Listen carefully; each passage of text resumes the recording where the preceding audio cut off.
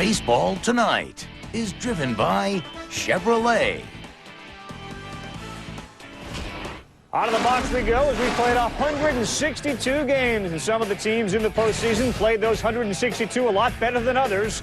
There are the Padres taking on the Cardinals. The Cardinals won 18 more games than the Padres this season.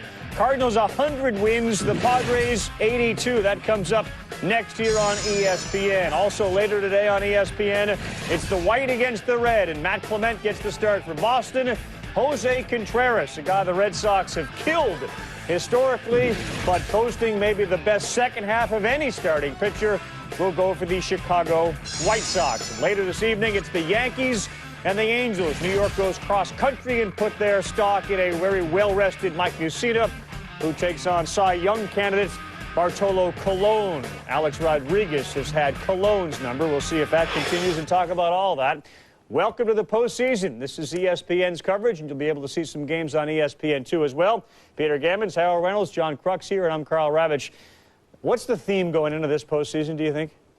I think that anybody can win. Yeah. There is no great team. Everyone's flawed. Every fan of a team has something that he's terrified about, and yet he has something that he's really excited about. Yeah. It makes for a fascinating postseason. I have to totally agree. There is not a team that has a run going right now where you say they're unbeatable. And so that's great for everybody. I think it's going to come down to the star players. If they play like the stars that they are, they can beat anybody in this whole postseason. That's what makes it exciting, Carl. Who's got the most stars? The Yankees? So they all do. They have some stars. Every team has a star. The Padres star is going to be on the mound today, right? That's Jake Peavy. He's really their biggest and best hope. Can he beat the Cardinals? No, he can beat anybody. I mean, this is a guy with dominant stuff. I mean, he is third in the major leagues in strikeouts over the last 3 years. He can beat anybody. He had some time off during the season, which I don't think is a bad thing. Right. But we're still talking about a very good Cardinals team. I mean, Let's talk about the Cardinals. Carpenter wasn't there last year in the postseason. Mulder wasn't there. Are those the two difference makers? Well, they are the two difference makers, but they're the two guys that make you worry just a little bit. Really? Just because. I mean, Carpenter had a .573 earned run average in September, and his 6 starts were against mediocre teams. I mean, it wasn't like he was always facing great teams.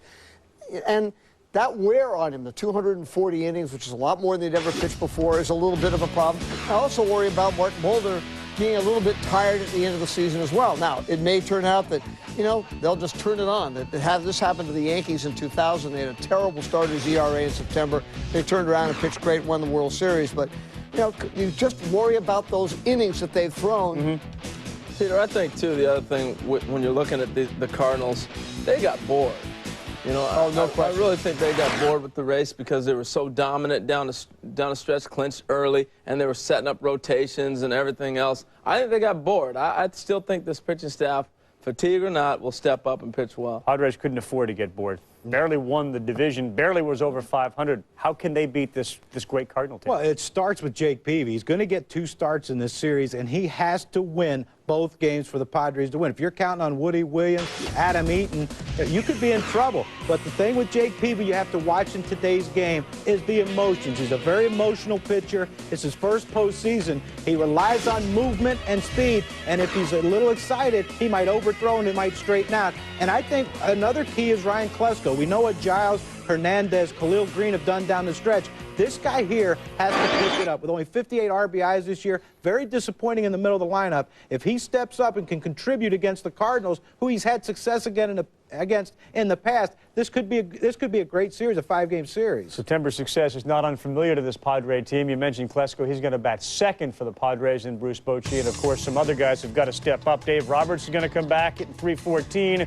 Scott Linebrink's one of the keys to that bullpen, which I think is unheralded, underrated, and under-talked about. Well, I think that's a big factor in this, too. I mean, with Trevor at the end, but Linebrink, they got a lot of power in that bullpen. HR, no team has been swept in a World Series and then come back and won it since 1977. Here are the Cardinals swept last year. Is there that pressure going on as well? Well, I think the pressure is internal, because they want to get back and try to win. But I think also the other part about the playoffs, when you look at matchups in baseball, a lot of people in this country have a football mentality. This is not football. Anybody can win. And because of that mentality, you say, oh, the Padres were bad this year, the Cardinals should blow them away. That doesn't happen in baseball. I think that adds an enormous amount of pressure to the Cardinals. I think they are the team of all the clubs in the World Series, in the playoffs right now, have more pressure than anybody because of the expectations. You go out, you pick up a Larry Walker, you've got great pitching, you've got a superstar in Albert Pujols, and all of a sudden you say, they're expected to win. You're playing a team that barely played 500.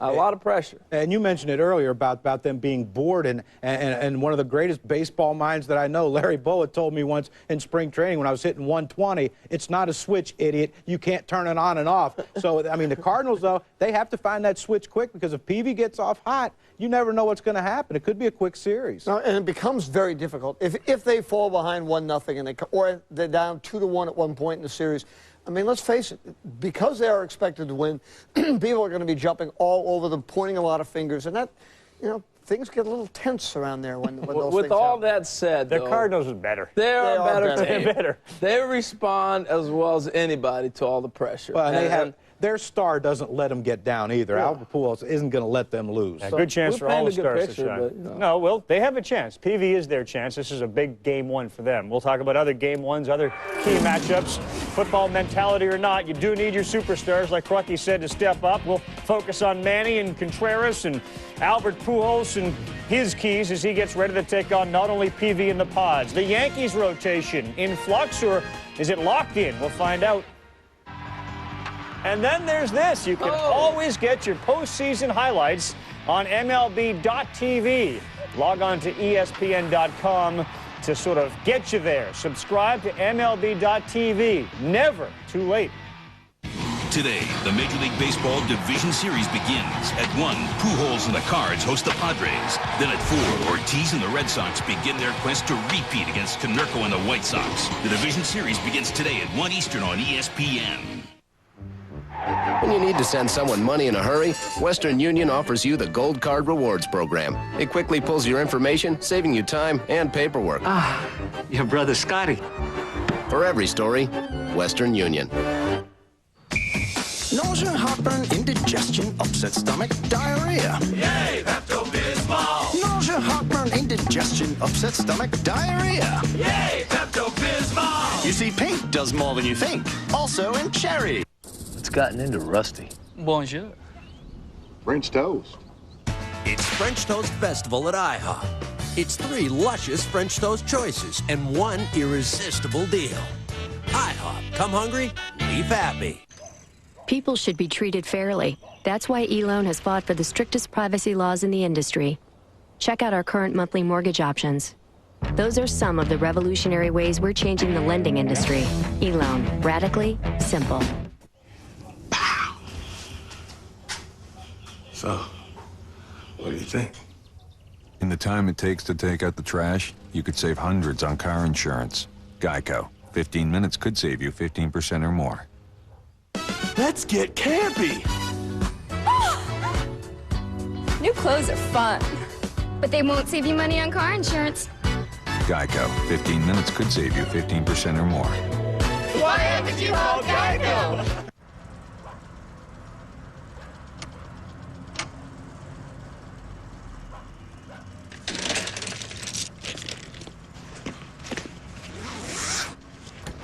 Thank you very much.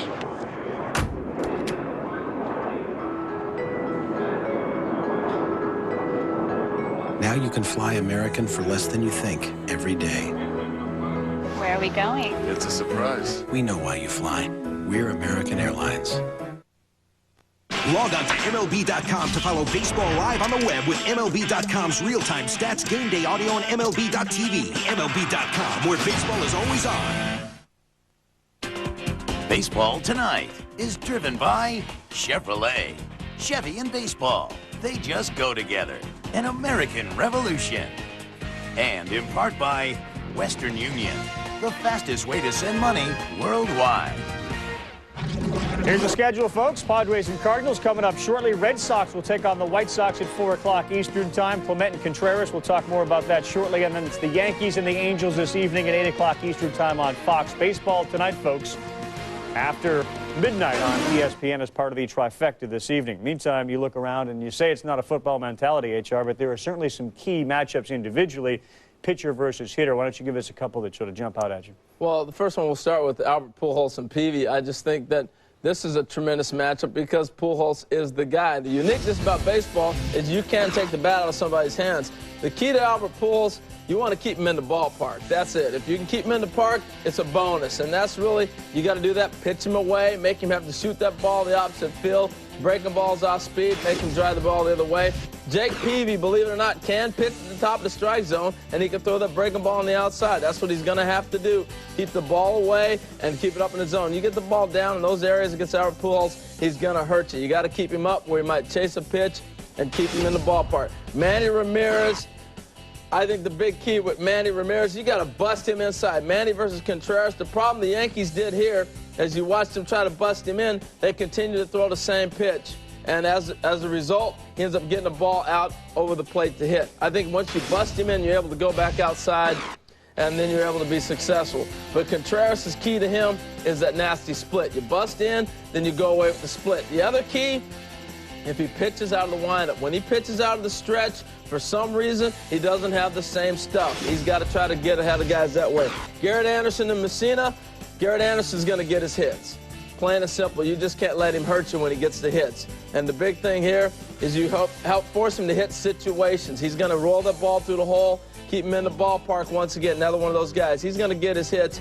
But Messina, I think the big thing that he's got to do is he's got to mix it up. And with his changeup, forget it. Don't throw the changeup to Garrett Anderson. You got to go ahead and go with him. Breaking balls and fastballs. You start throwing a changeup, Garrett Anderson's one of the best guys sitting back and taking that changeup the other way and doing damage. But it's going to be the guys in front of those guys that make all these attacks possible. If you got runners on base, it changes exactly how the pitchers want to try to pitch. You can throw the whole thing about small ball in the AL versus NL out the window. Now there are teams that do the same in both leagues. For the Angels, Peter, they will run against the Yankees. Well, they will. I mean, you know, it's not like the White Sox, Red Sox. Actually, the White Sox out-homered the Red Sox during the season. But the Angels aren't a home run hitting team. They are a slashing team. They are very aggressive, and they want to keep the ball in play, try to run on Posada, try to take advantage of the Yankee outfield defense.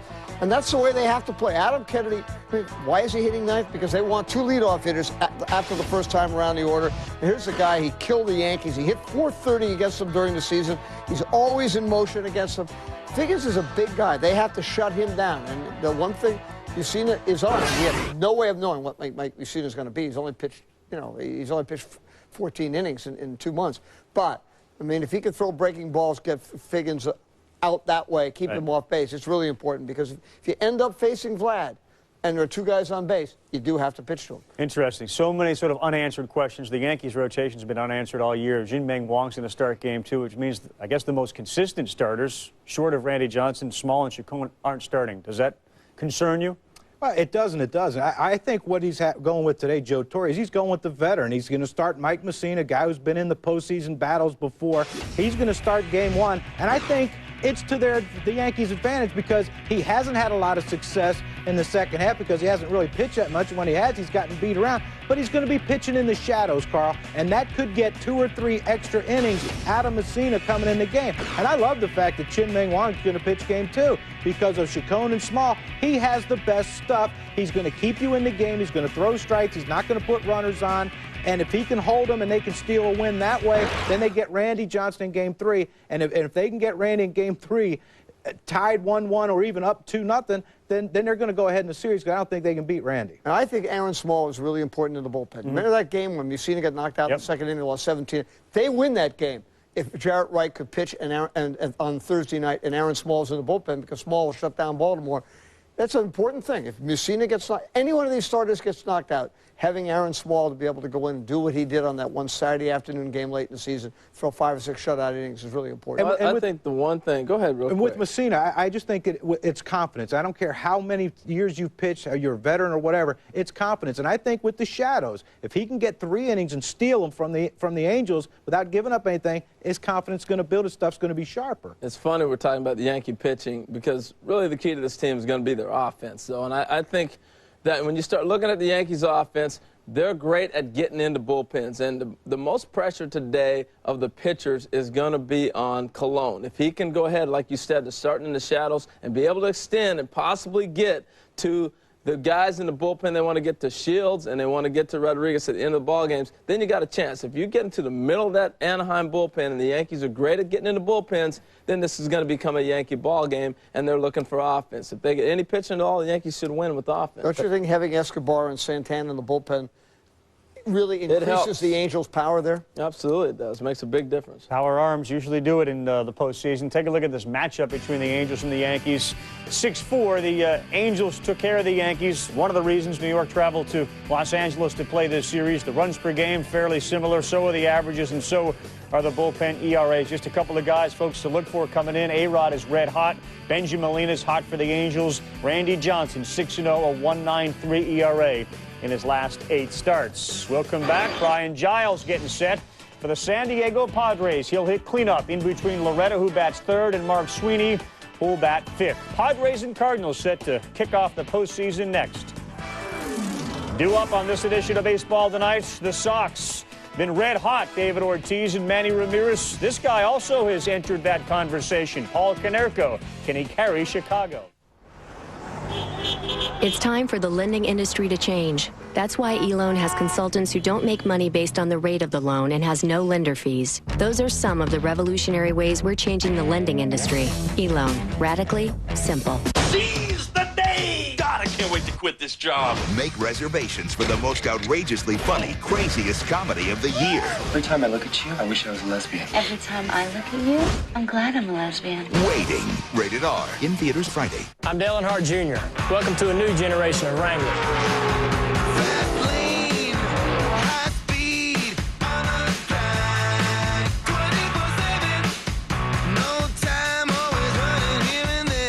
New fits, new comfort, new styles. Wrangler Jeans Company, a new generation of Wrangler. New fits, new comfort, new styles. Tonight at 8, it's No Limit Hold'em at the World Series of Poker. At 10, can Dick Butkus take the Spartans back to the top? Bound for Glory. On ESPN2 at 7:30, Troy takes on North Texas.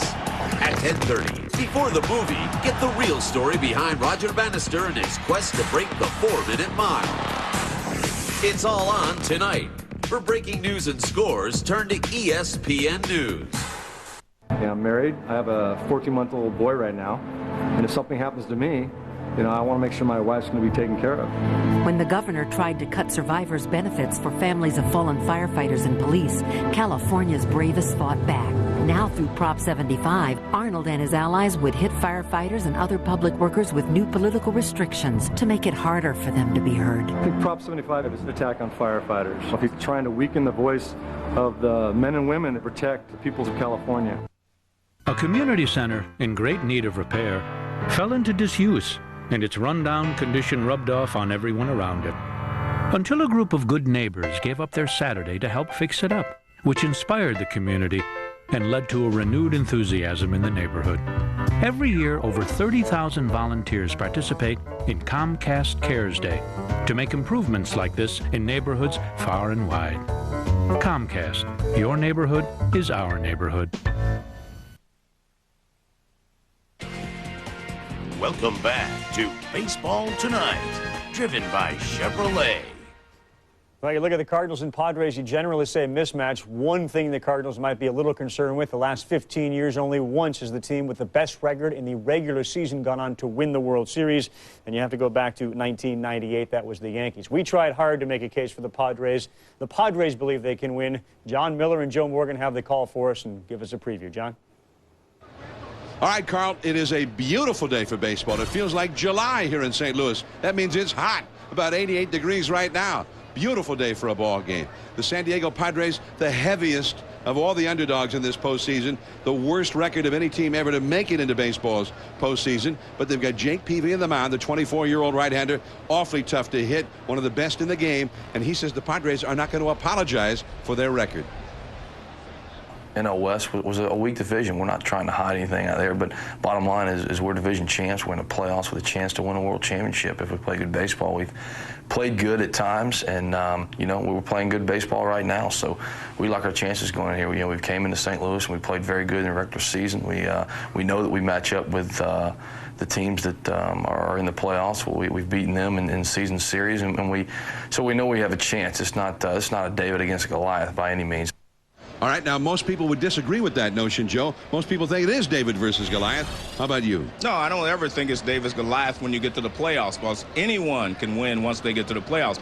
Because as Jake said, they have played well at times. So if they play well for 3 out of 5 games, they can win it. And therefore, I don't put anybody out of the playoffs this early. I think everybody has a chance. All right, so the Padres' best chance, though, may be for Peavy to hold serve today and win this game 1. Then we'll see.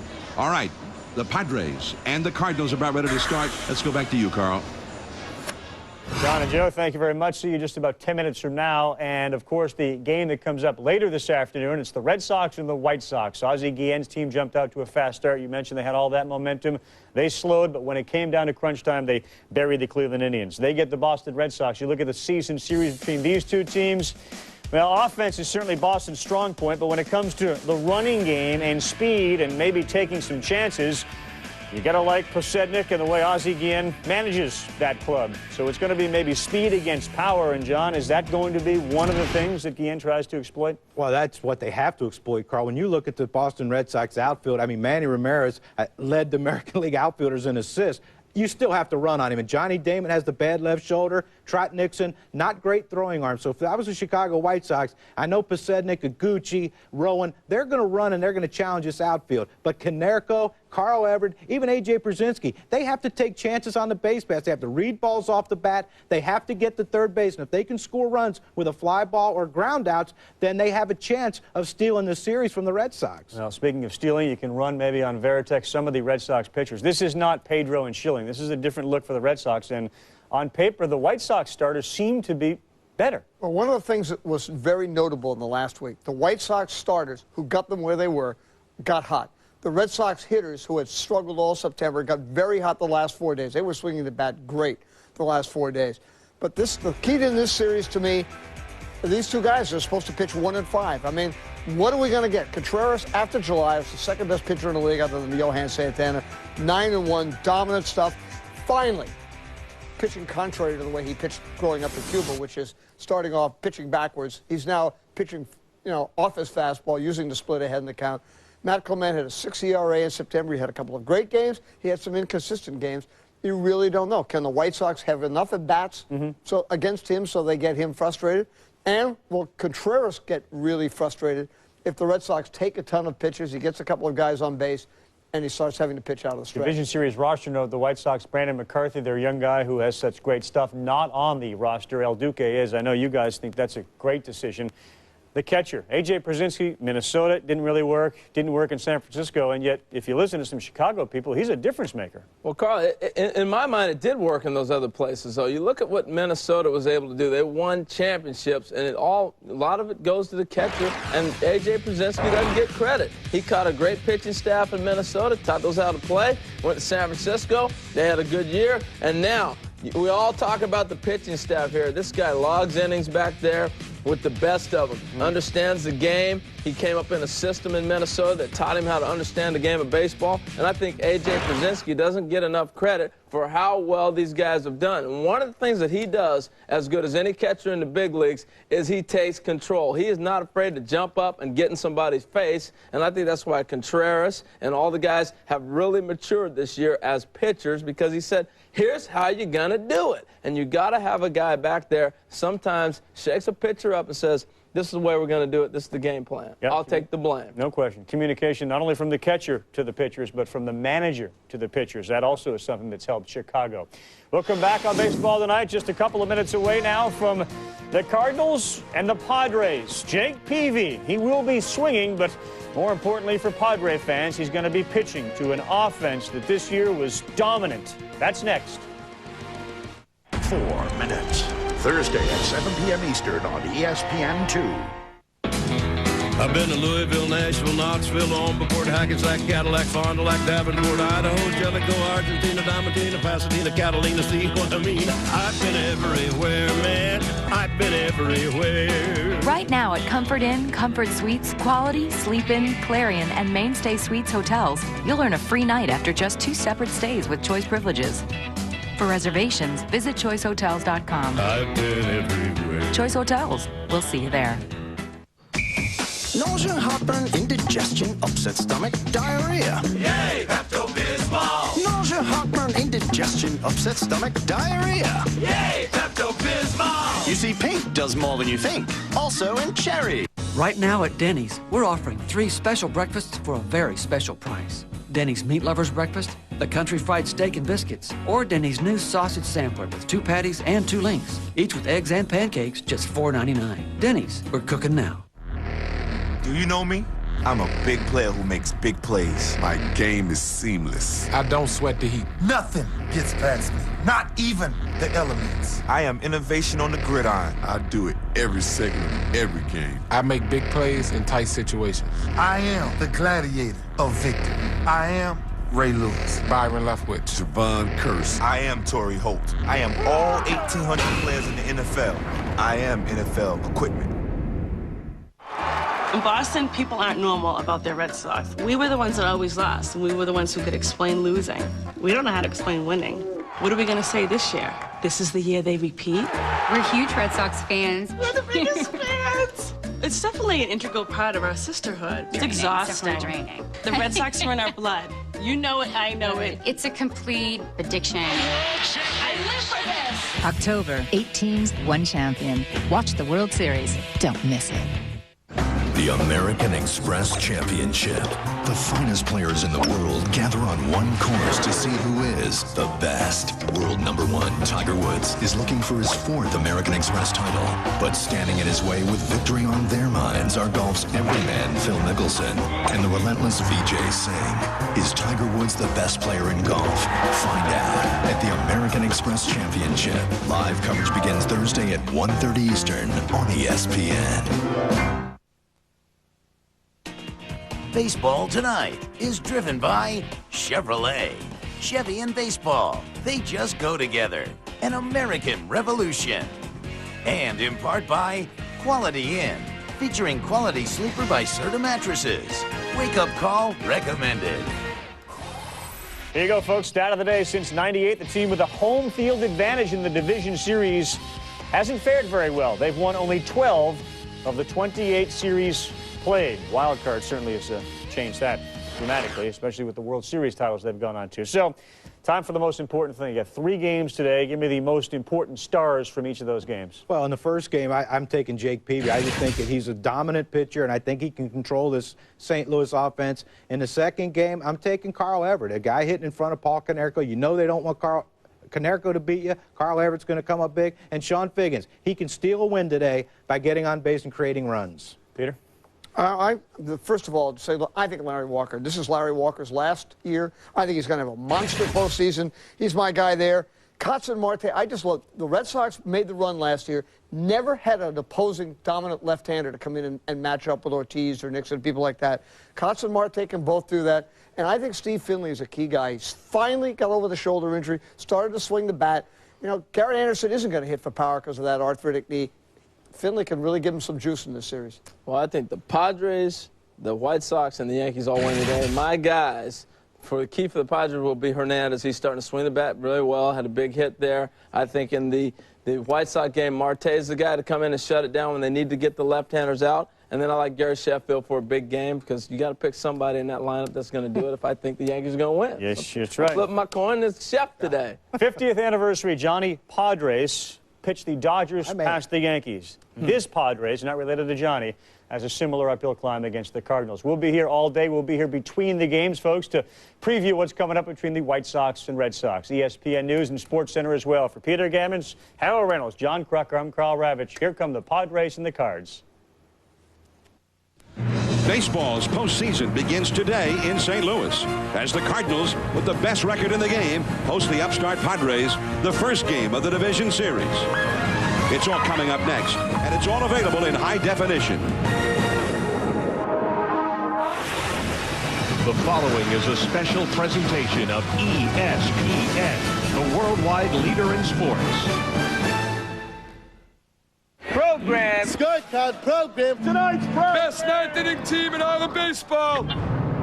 The pretenders are gone. Left 8 teams, each feeling they've got a shot to win it all. 30 seconds. Stand by, guys. Here we go. This is the moment many of these players have been dreaming about since they first started playing the game. 2. Are we teeing it up, Padres World Series? Well, Carl, regardless of the record, this team will compete and have a chance to win it all. Name it, it's happened to the Padres. Up and down, red hot and ice cold. A Sisyphean season with a few more hills to climb. Underdogs, sure, but the Padres do find ways to score. They could even find a way to win. The fans are on their feet, finally getting a chance to watch their team play in the playoffs. Last year, the Cardinals' best record in baseball. What did it get them? A sweep in the World Series. This year, the Cardinals will be bringing the broom. More than a series, this is the next step for St. Louis in a long road to redemption that began after last year's sweeping loss to Boston. The team with the best record in baseball and some of the biggest names is after the biggest prize. They've overcome injuries and slumps, yet here they are. But they know their greatest challenge still lies ahead.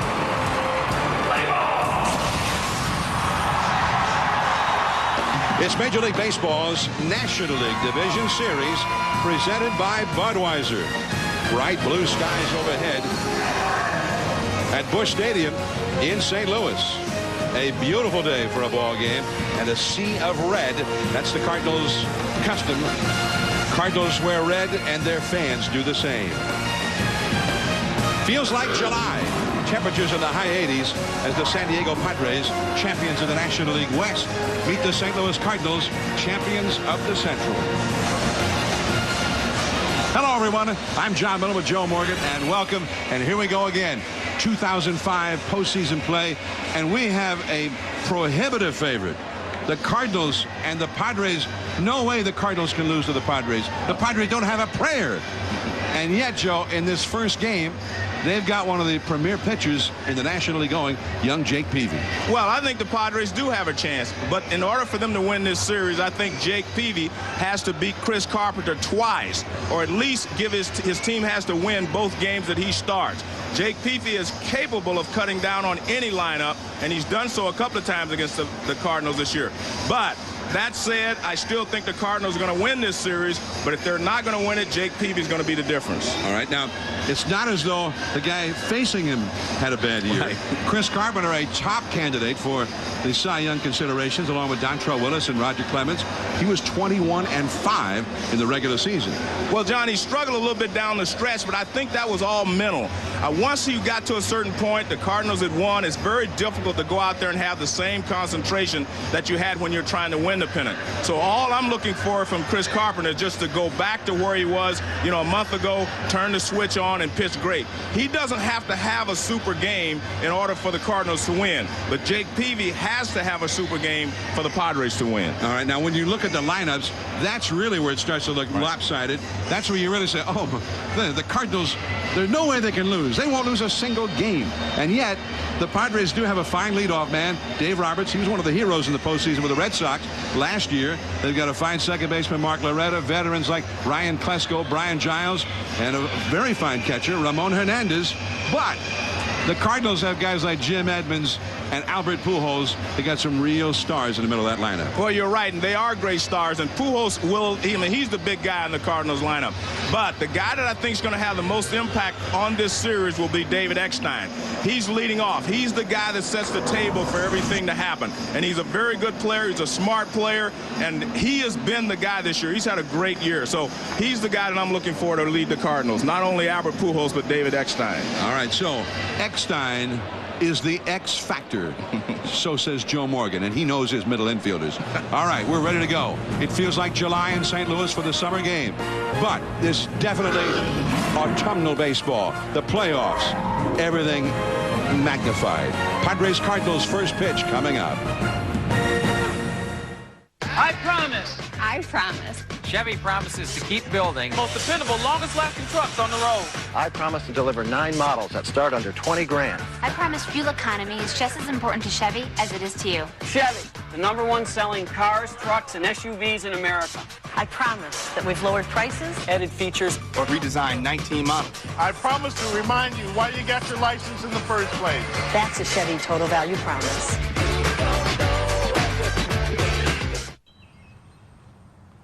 Hey, what is that?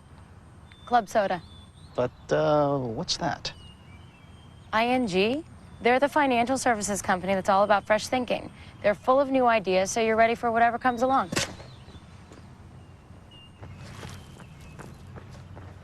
ING, proud sponsor of the ING New York City Marathon and runners everywhere.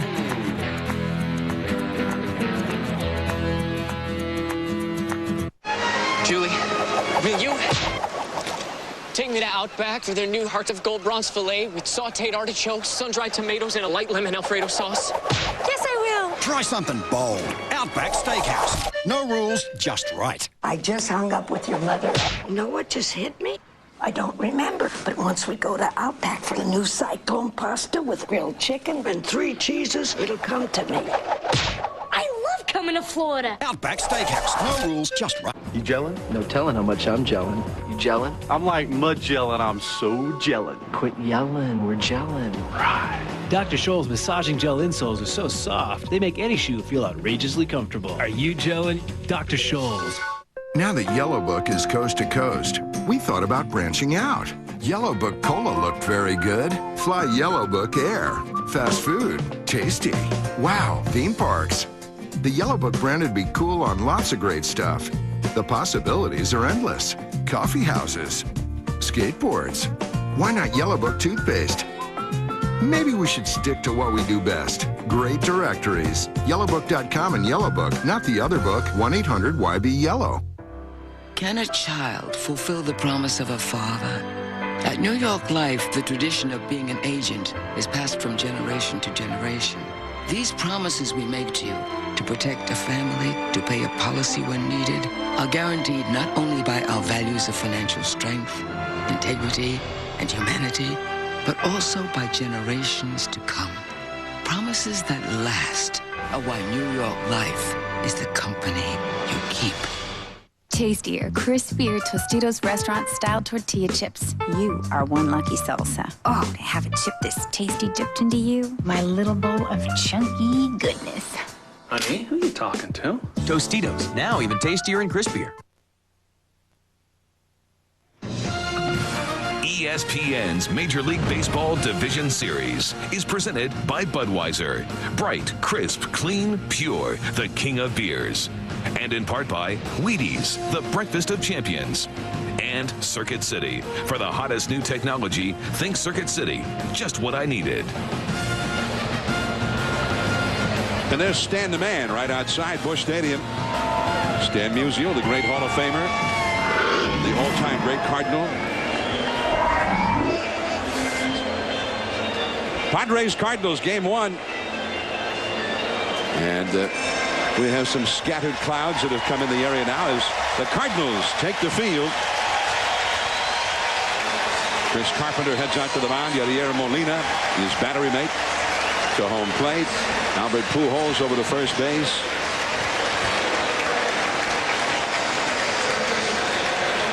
Bruce Bochy, meanwhile, brings his Padres in here. And as always, this is only the 4th time the Padres have ever been in the postseason. They were born as an expansion team in 1969. And they are always an underdog in these postseason tournaments, although they have turned the tables a couple of times and gone all the way to the World Series. Here's the Padres batting order. It'll be Dave Roberts in center field. And he can make things happen. Ryan Klesko, left field. He's been getting a lot of walks, not hitting home runs, so he's in the number 2 spot. Mark Loretta is at second base, normally the number 2 hitter.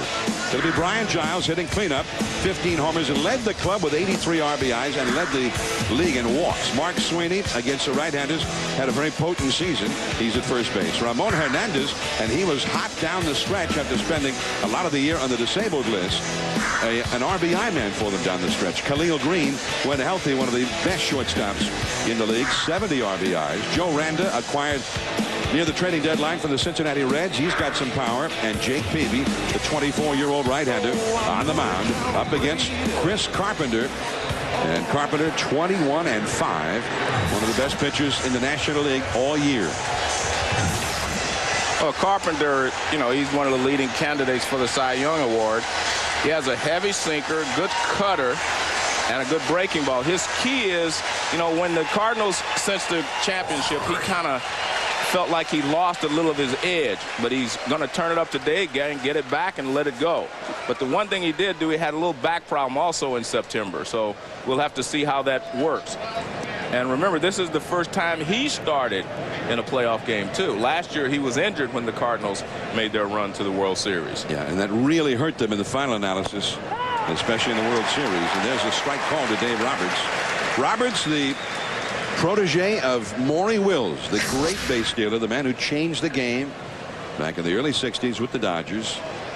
And then he changed that postseason series with the Yankees last year as a pinch runner in Game 4 when the Red Sox were on the verge of extinction. He came in when the whole world knew he had to steal a bag. If he did not make it, the Red Sox season likely over. But he did make it, and then eventually scored the tying run, and they won that ball game to stay alive and never lost again.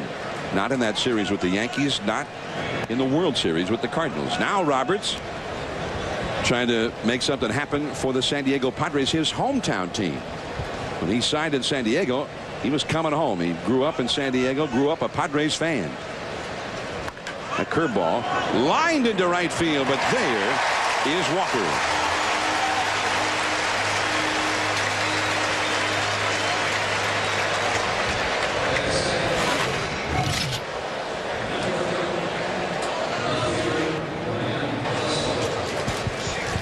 There you take a look at the Cardinals defensively.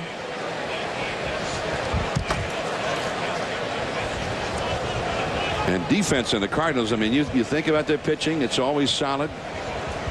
Their lineup is solid. You got great stars. But not many teams play better defense than do the St. Louis Cardinals, as Ryan Klesko takes a called strike.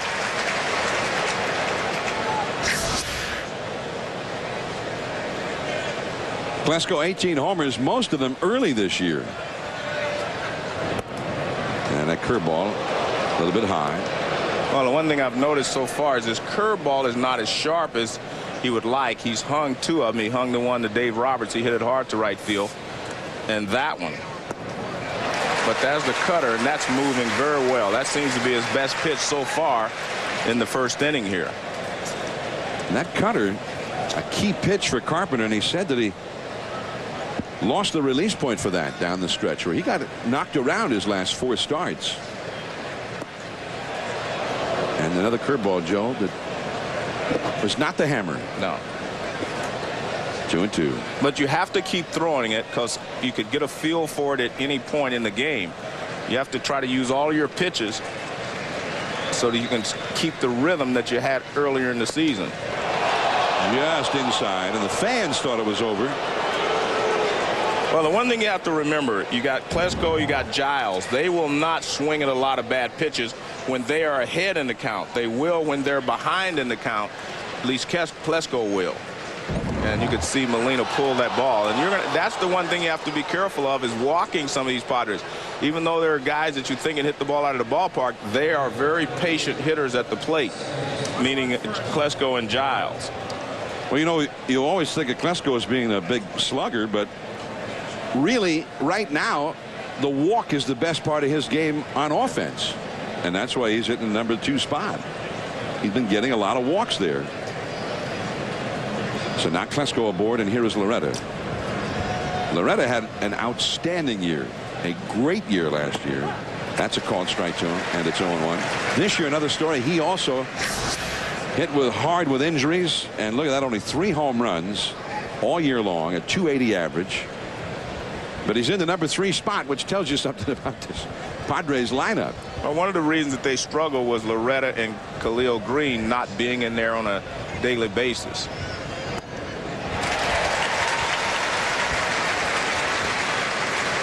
To the count to Loretta with Brian Giles on deck. 1 out. Klesko, the runner at first. Klesko had only 3 steals during the season. There's Loretta, been around a long time, is one of the top second basemen in the league when healthy. And that's a ball inside. Well, one of the things that Chris Carpenter does very well is he holds runners, and he's quick to the plate. So you're not going to see a lot of players take liberties with him and try to steal. Dave Roberts, of course, will try. But if you're not a base stealer, you're not going to try to steal bases off Chris Carpenter. That is foul. Right over to Rob Piccolo, the third base coach. So 1 ball, 2 strikes. As Chris Carpenter tries to find himself here in the first inning. Now, you go back into June, July, August, and it was not unusual to see Carpenter throwing that fastball 93 to 95 miles an hour. But so far, he's about 89 or so most of the time with that fastball. That one is fouled away. 1-2. I suppose by this time of the year, a lot of guys have lost a little something off that fastball. There's no doubt that, you know, he's at 240 innings. I mean, you're going to lose a little bit off the fastball. I remember the great Bob Gibson said to me once, he said, I make 36, 37 starts a year. I only feel good in about 12 of them. Curveball, and that one a little high and inside. Another bad pitch with the curveball, another hanging breaking ball. But he needs his curveball in order to feel comfortable out there on the mound, so that's why he keeps throwing it. And again, he's going to have to keep throwing it. And all of a sudden, you'll find one arm slot, and it'll fall into place for you. But if you're the Padres, what you're looking at from the dugout, you're saying, well, he's not getting his curveball over. I'm going to sit on fastball cutter or something like that. It helps you eliminate one pitch out of his arsenal if you want to. But when you get 2 strikes, of course, you have to just hit what you see. 2-2 the count. And the fastball is high and tight at 90 miles an hour, and it's a full count now. And this is, again, see, if you're the hitter, you realize he's not going to throw me a curveball here. I've just got to look for something hard, fastball or a cutter. He's not going to come with a curveball. And I think this is the kind of situation where if you're Bruce Bochy, you have to send Klesko, because you can't just beat these guys straight up offensively. You've got to try to make some things happen. There he goes. And Loretta with a high fly ball to center. Edmonds. And that is out number 2. Brian Giles coming up. Let's go down to Gary Miller. John, if any Padres were still left in the clubhouse, they probably heard you echo the national sentiment. They have no prayer in this game, but they're aware of all that almost nobody has picked them. But they have a quiet confidence about them. They won 3 out of 4 here back in May. They have a season series advantage over the Cardinals this year. They were in first place for 139 days. They've answered every challenge they've had to get in these last few weeks, and they clinched a lot later than St. Louis. If they can steal one of these first 2 games, it changes everything. All right, thanks, Gary, and that's very true. And remember, back in May, as Brian Giles takes a strike, they beat everybody, the Cardinals and everybody else that was in their way. They were 22-6 in May, and it one sinks down in a way. 1 ball, 1 strike to Giles. And Joe, he's the big man in the lineup, but 15 home runs is all for Giles this year. Well, he's a different type hitter now. He's not the slugger he was in Pittsburgh. And I've seen him take a lot more pitches now than he did before when he's ahead in the count. Popped up, foul, and that will go out of play. I've seen him take a lot of 2-0 fastballs, 3-1 fastballs for strike when he didn't really do that before. You know, a lot of people have a misconception about why hitters walk. Well, you walk trying to hit. You don't walk trying to walk. And he's not one of those guys that goes up there saying, I'm going to look for a walk. But he goes up there looking for a pitch that he can drive, and if he doesn't get it, he ends up taking a lot of pitches. Klesko, the runner at first. Shortstop, Eckstein, almost right up the middle. Curveball, strike 3 call. Finally gets a great break on the curveball. Like I say, you got to keep throwing it. 23 pitches for Carpenter, but the Cardinals, big right-hander keeps the Padres off the board. The Cardinals coming up. Tundra double cab.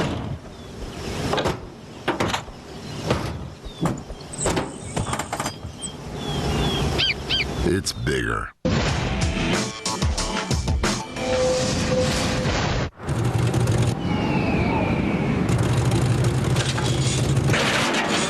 600 double cab. It's higher.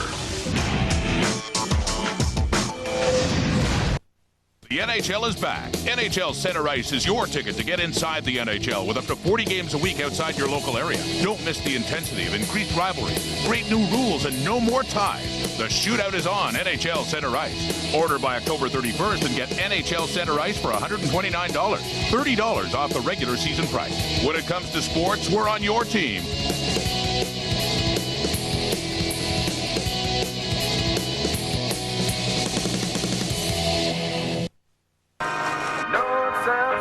But I just can't stand the pain.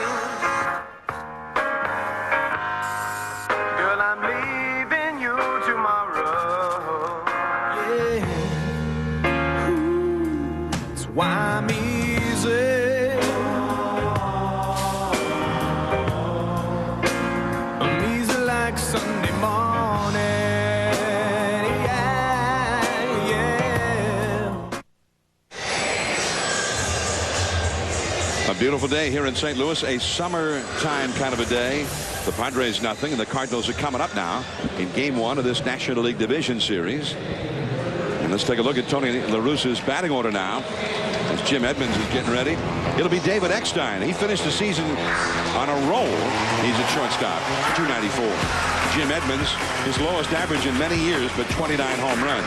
Albert Pujols, another monster season for Big Albert. It'll be Larry Walker. He's back in there. Had a couple of home runs in a game over the weekend. Reggie Sanders is back in. He was having a great year and missed a couple of months with an injury. Mark Grudzielanek hit 294. He's at second base. Abraham Nunez done a very fine job filling in for the injured Scott Rowland. Yadier Molina replacing Mike Matheny this year. Catching did a great job, and Carpenter is the pitcher. And here we go. Eckstein against Jake Peavy, and he takes a called strike.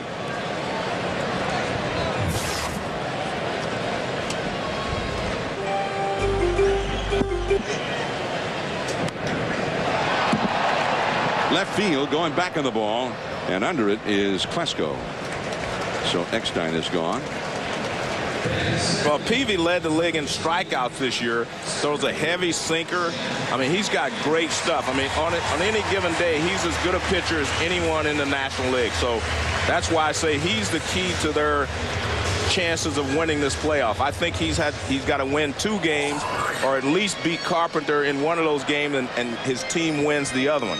If he doesn't win 2 games in this series, I don't think that the Padres will win the series. But he's very capable of winning 2 games. Jim Edmonds looks at a called strike. And I'll tell you one other thing. I don't think the Padres are intimidated. You know, you talk to them and you look in their eyes. They're not intimidated by the Cardinals. Well, they did win the season series for the Cardinals. Yeah, you know, I don't put much stock in that, John, to be honest with you. That was during the playoffs, and like you said, that was during a run when they were 22-6. They were beating everybody, and then they got to a point where they couldn't beat anybody. So, you know, you have so many ups and downs during the season, but when you match this team up right away, and that's in deep left center. Klesko back, all the way back to the wall. Gone! A home run! And the Cardinals strike first. Jim Edmonds to the opposite field. 1-0 St. Louis.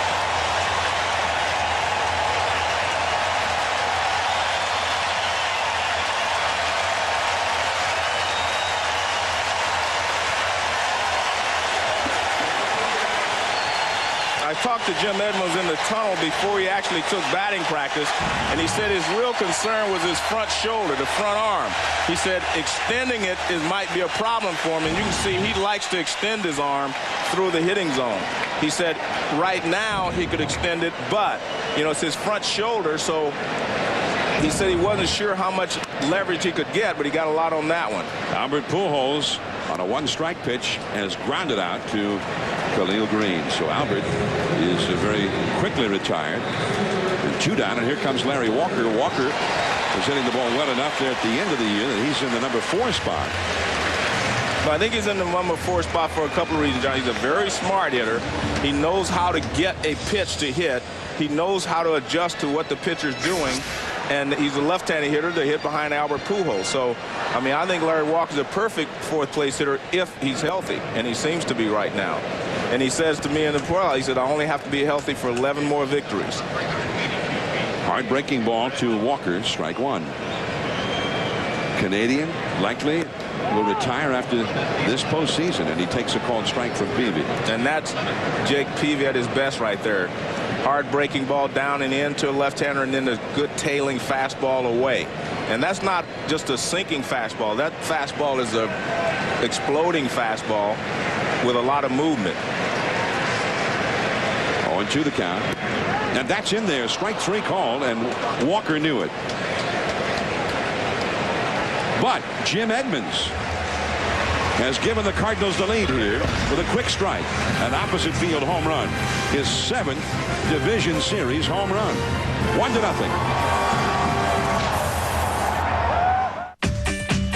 So what's different about Budweiser Select? Good question. First, we start with a blend of the finest hand-selected North American and Bavarian hop varieties picked straight from the vine. Then we take the time to brew Budweiser Select longer. So you get a beer with light beer stats and a distinct bold taste that finishes clean. So why settle for anything less? Be selective. So the Dodgers are down to their last out. Game 1 of the World Series. And look who's coming up. Kirk Gibson with 2 bad legs. You talk about a roll of the dice. This is it. High fly ball into right field. She is gone. With 100% whole grain, low fat, and fiber, the Breakfast of Champions brings out the champion in you. The impossible has happened. If you love the convenience of shopping online, but you want to get a hold of your stuff ASAP, Circuit City makes it simple. Just buy online at CircuitCity.com and choose the in-store pickup option. We're the only place that guarantees your purchase will be ready for pickup in 24 minutes or less. If it's not, we'll give you a $24 gift card. It's that simple. Circuit City. It's the time of the season when love runs high. In this time, moving your 401ks to Fidelity is groovy. Our retirement specialists make it so easy, they'll even do most of the paperwork. You dig? Call 1-800-FIDELITY. Smart move.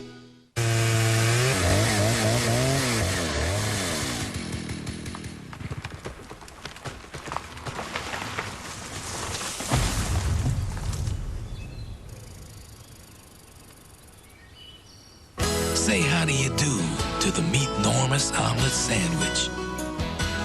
Meat on top of meat on top of meat. The new Meat Normus. Wake up with the king.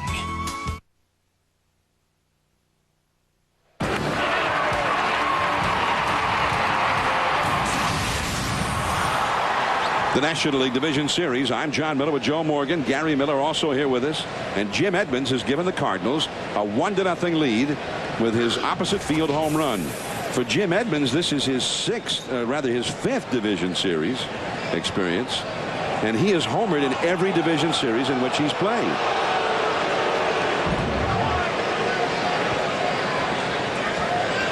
Let's take a look at this swing. Now, right here, this is where he's got a problem in his shoulder, so he can't extend and pull it around.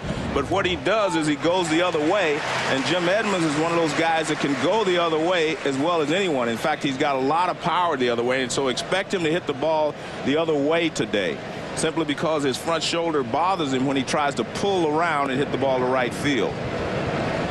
Mark Sweeney leads off for the Padres here. And Sweeney, a veteran professional hitter, most known as a top pinch hitter, pinch hit specialist, but as the season went along, Padres were looking for bats, and he became one of their most potent bats, playing almost primarily against, or almost exclusively against, right-handed pitching.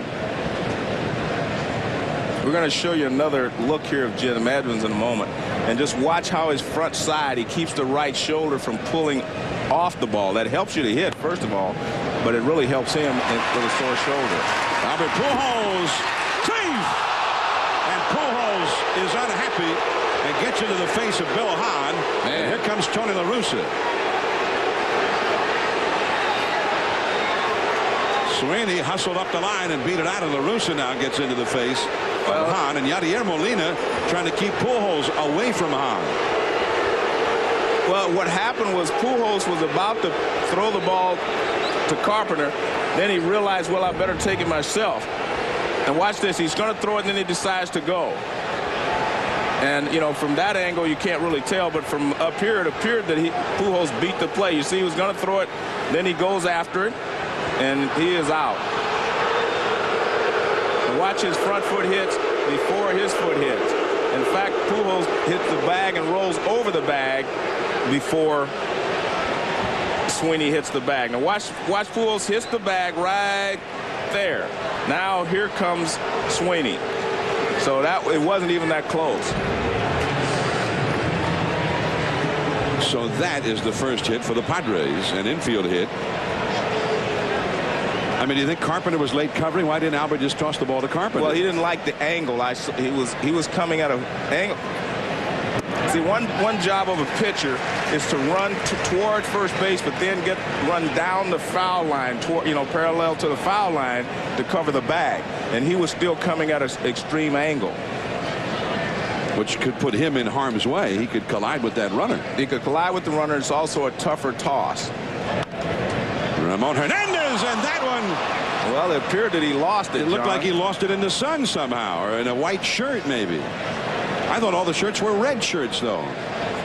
Well, the ball was right at him, meaning Eckstein, and then all of a sudden, and watch this, it's right to him. He's about to catch it, and then you see him kind of duck his head, unless the ball takes off. But they're going to score as an error.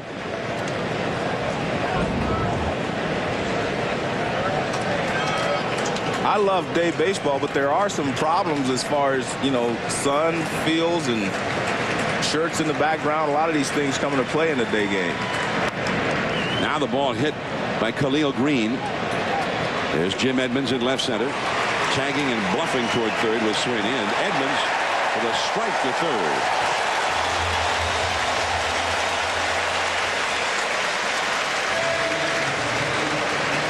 And, let's, make no mistake about it.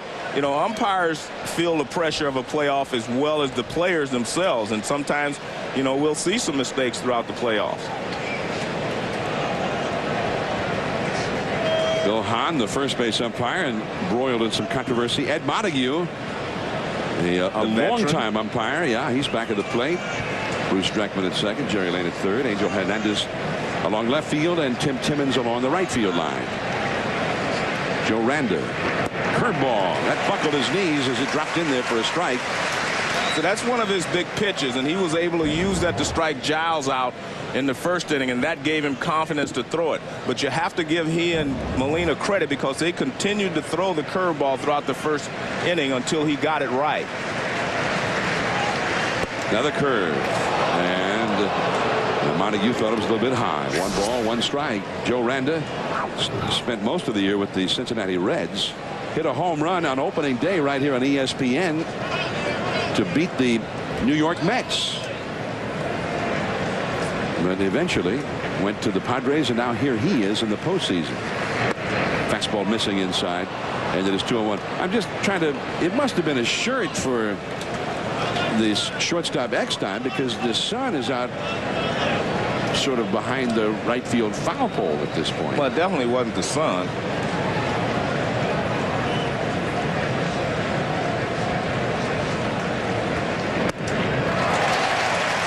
Now it's 2-2. Well, we know that Carpenter can turn the fastball loose, especially when he gets it up. And we see Randa go up after this pitch. Good high fastball, and he can't catch up with it. Our radar gun had it 92 miles an hour. That's a little faster than most of his fastballs in that first inning. Eckstein has it. The second one. Back to first.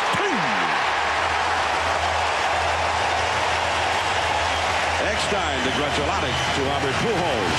Controversy or not, the Padres do not score. Today at 4, Ortiz, Ramirez, and the world champion Red Sox. At the wall, begin their quest to repeat against Paul Konerko and the White Sox. He jumped on it. The Major League Baseball Division Series continues today at 4 Eastern on ESPN. People everywhere are experiencing a breakthrough. Fullness from a value menu. Please. Thank you. I have an announcement. I'm full! Taco Bell's Big Bell Value Menu, featuring the half-pound beef combo burrito with double the beef. To keep your stomach and your wallet full, think outside the bun. For all the best in wireless, it's Radio Shack. The best brands, carriers, and plans for every budget. Come see for yourself now during our Best of the Best wireless sale. Buy a new Sprint PCS phone A840 by Samsung with built-in digital camera for just $59.99 and get one free after $50 Sprint mail-in rebate with new 2-year Sprint subscriber agreement on each. Come see why our sales associates are #1 in wireless customer satisfaction and why we sell more wireless phones than any other consumer electronics retailer at Radio Shack. Your SUV is designed to go off-road, but sometimes the off-road comes to you.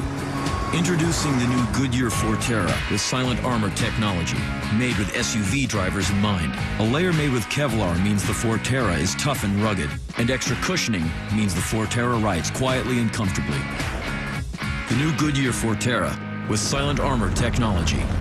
Go confidently on the wings of Goodyear. So the Dodgers are down to their last out, game 1 of the World Series. And look who's coming up. Kirk Gibson with 2 bad legs. You talk about a roll of the dice. This is it. High fly ball into right field. She is gone! With 100% whole grain, low fat, and fiber, the Breakfast of Champions brings out the champion in you. The impossible has happened.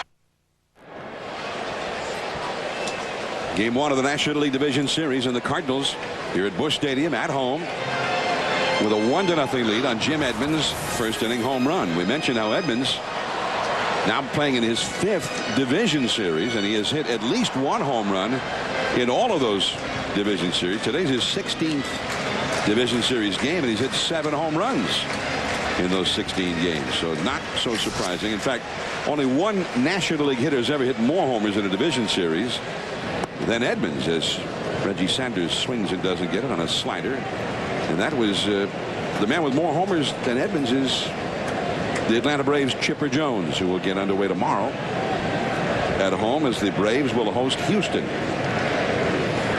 Reggie Sanders was having what looked like it might have been his best year, at least the way he started, and then he got hurt in a kind of a freak injury. He ran into Jim Edmonds going for a ball in the outfield.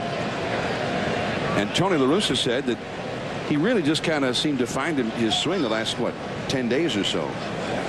Well, I talked to Hal McRae, who was the hitting instructor, and he said the reason he thought he was having his best year was just confidence. And, you know, he would come to Hal and talk through things when he would struggle at all. And they seemed to hit it off perfectly, and you know, everything worked well for them. And, you know, that, and a lot of people may not realize if you can have a great rapport with your hitting instructor, I mean, it makes a big difference. If he feels like he can say anything to you anytime and vice versa, then it's a good relationship. Reggie Sanders down, chasing the high, hard one from Peavy. Second strikeout for Peavy. 1 away. This is the injury and how it happened back on July 15th.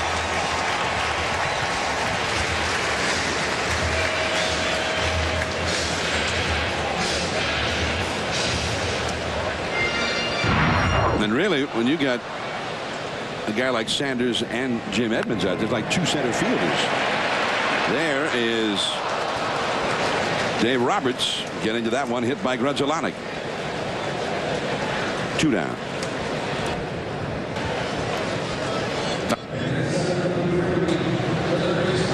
Now Abraham Nunez will come up. Jake Peavy, who has not pitched since a week ago yesterday. He faced San Francisco, went 8 strong innings, only gave up a run in a big head-to-head confrontation. That ball is slapped into left field, a base hit for Nunez.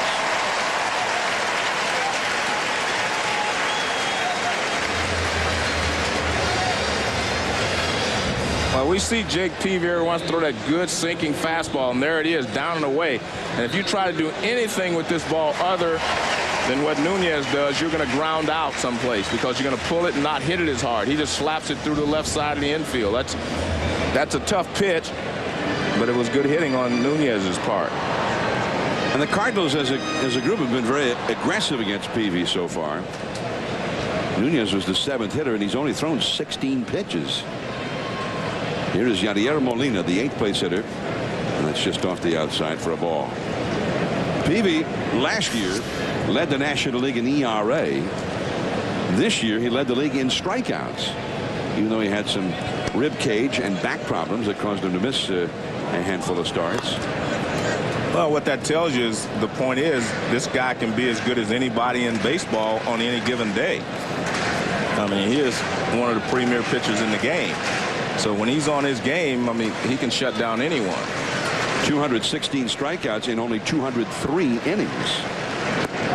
And that's a called strike with a breaking ball. And the bothers right-handers a lot because he's got a little herky-jerky motion there. You know, it's not easy to read the ball out of his hand.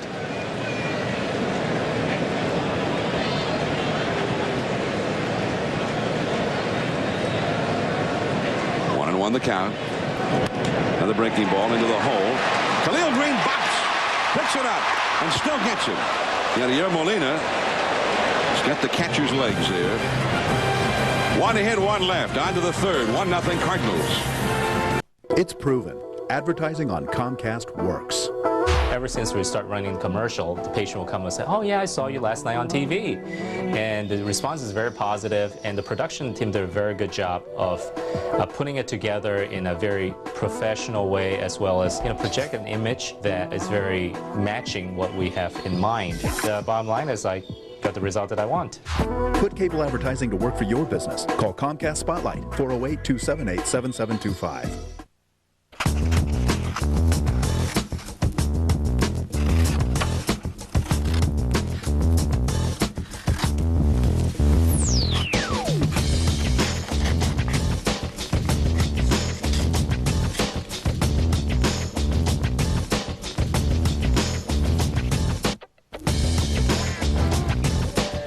What you wish you could do in real life, now you can do at VX.com. Just click Auto on Comcast.net. I just want to be remembered as somebody that went out and played hard and did their job and was good for the game. At the wall. The competition, putting your body on the line, the roar of the crowd, all of those things make you want to go out there and do the best you can. Single, double, triple. Deep to right field. I live for this. October, 8 teams, 1 champion. Watch the World Series. Don't miss it. Goodyear knows you're not the only one who depends on your tires. That's why there's the new Goodyear Wrangler with Silent Armor technology. It's engineered with a layer made with Kevlar for toughness and a quieter ride. Get the truck tire you can count on. The new Goodyear Wrangler with Silent Armor technology, so you can be there on the wings of Goodyear. ESPN's Major League Baseball Division Series, presented by Budweiser. Brought to you by mouth-watering Campbell's Chunky Chili. Pick some up for your next tailgate party. And Forterra, soft on the inside, tough on the outside. With Joe Morgan and Gary Miller, this is John Miller. And here we are at Busch Stadium. And right next door, the new Busch Stadium. And it's starting to really look like a ballpark now. It won't be fully completed until after this ballpark gets torn down, because part of the new ballpark will encroach on what is now this ballpark. Inside to Jake Peavy from Chris Carpenter. 1 ball, 1 strike. It was interesting they do that. A couple of years ago when Cincinnati built a new ballpark, they were building into the left field seats, during the season. They actually took down part of Riverfront Stadium. This is where the left field foul pole will be in the new ballpark. And this is where we are now in the right field. Present ballpark over here. So the left field foul pole will be really, and left field will be in what is now right field, in the right field corner in this ballpark.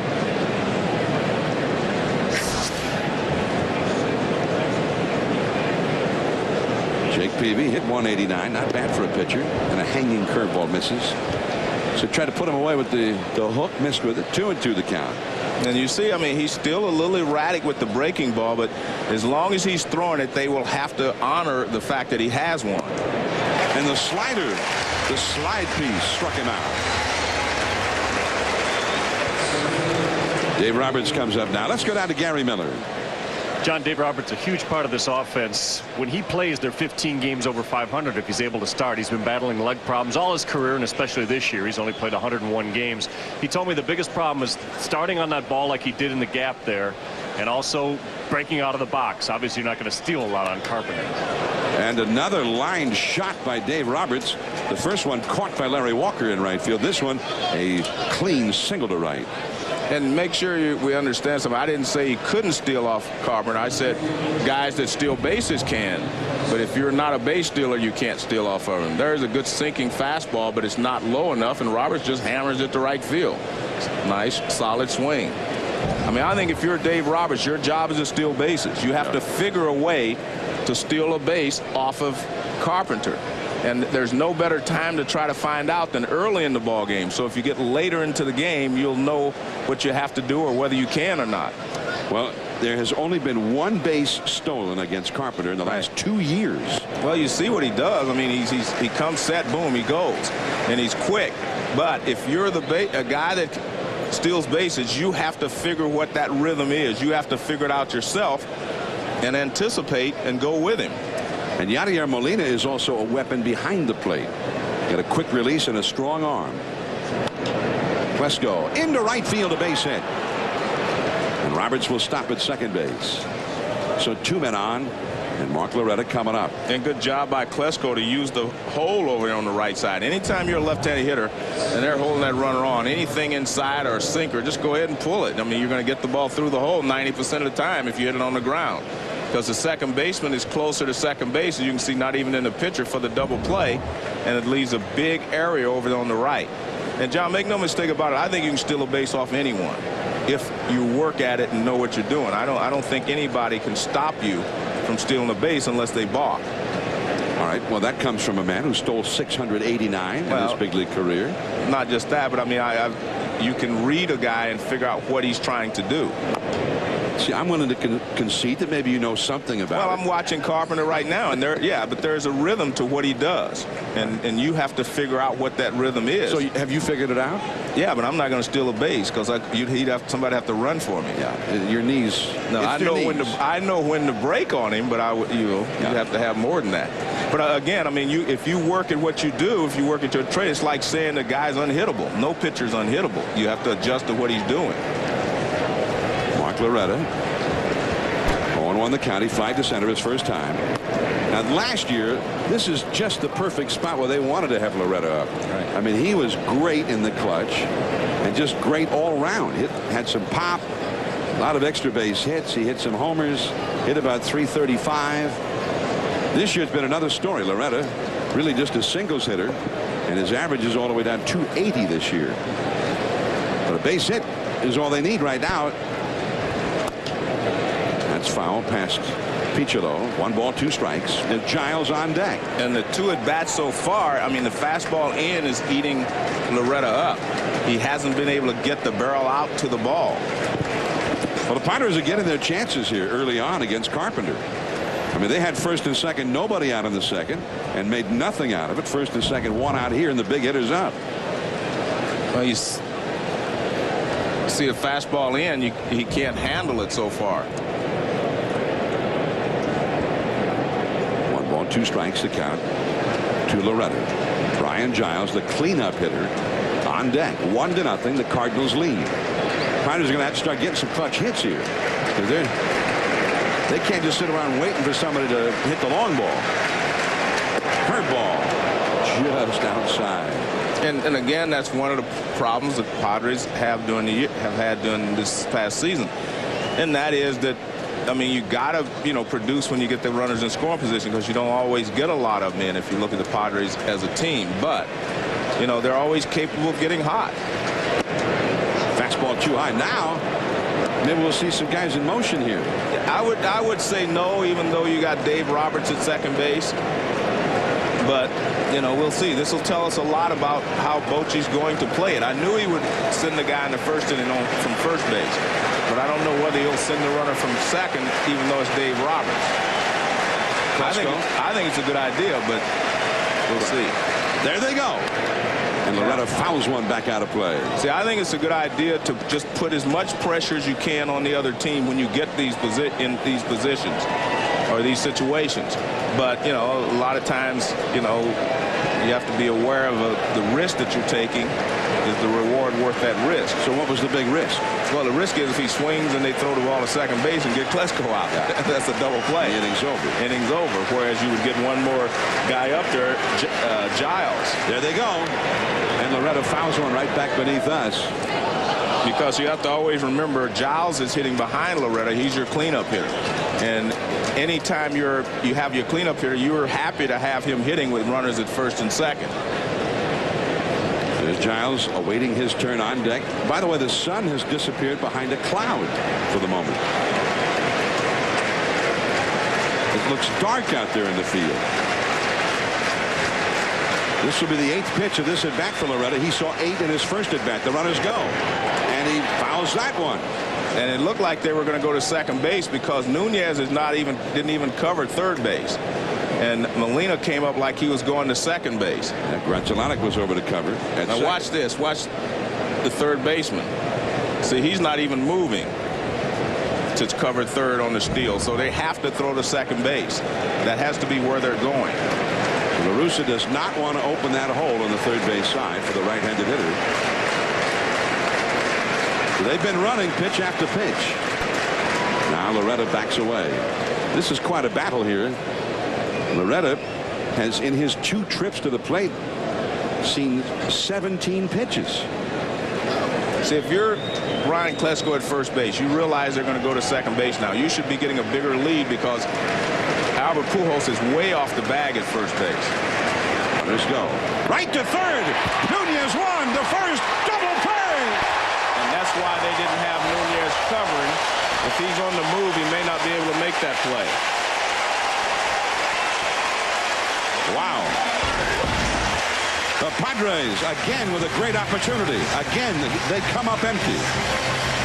1-0 St. Louis after 2.5. The Major League Baseball Division Series continues today at 4 Eastern on ESPN. Everyone sits where he sat before. You wear the same unwashed jersey. Old Lambeau sports the bandana, and the bobbleheads are in place. Your cleanly shaved head is rubbed before all crucial third down plays, and you are eating hearty, beefy, mouth-watering Campbell's Chunky Chili in microwavable bowls. That's how you won last week. Don't mess with success. Campbell's Chunky Chili in microwavable bowls.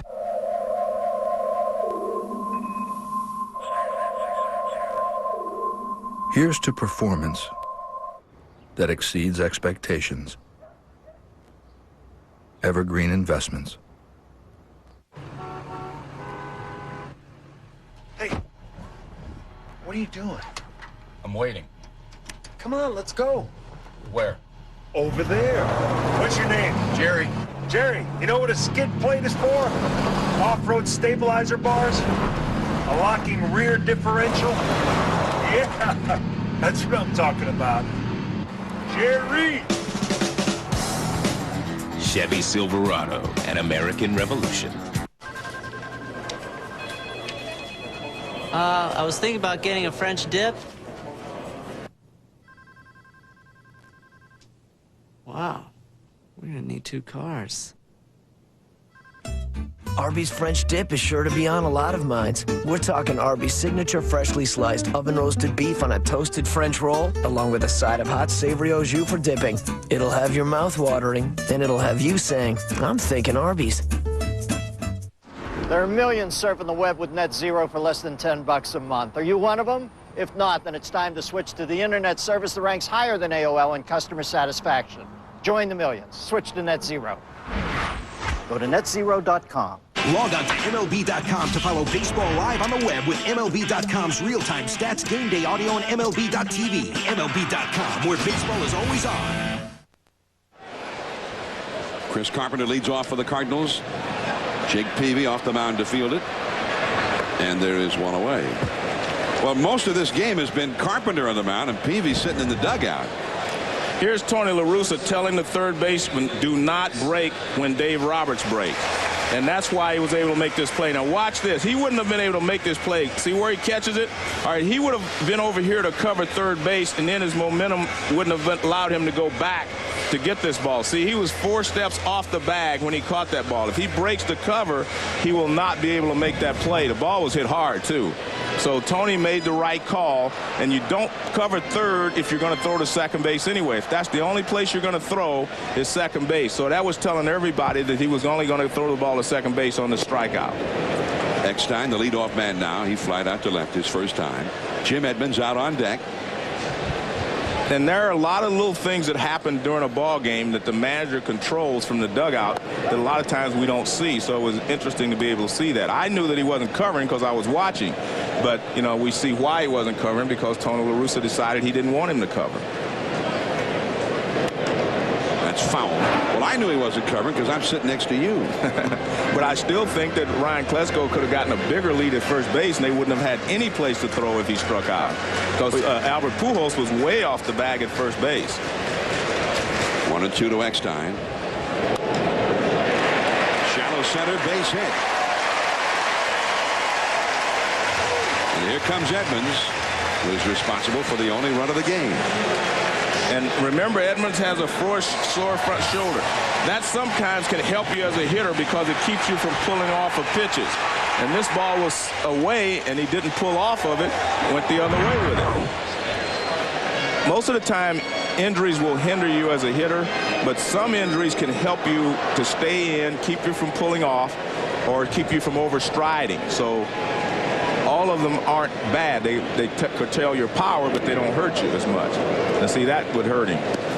When you swing and miss, and you pull the bat through with that front shoulder without making contact, that's when it hurts. Edmonds in his 5th division series. He's homered in all of those division series.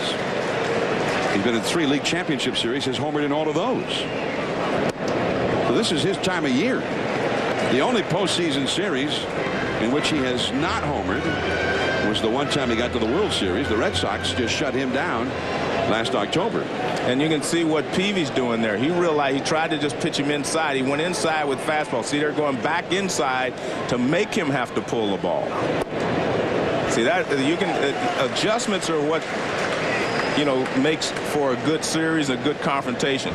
He hit the ball outside for a home run. See, and every pitch this at bat has been on the inner half. They're going to make him have to turn on the ball by pitching him inside. Well, they're going to go away now. And good high fastball.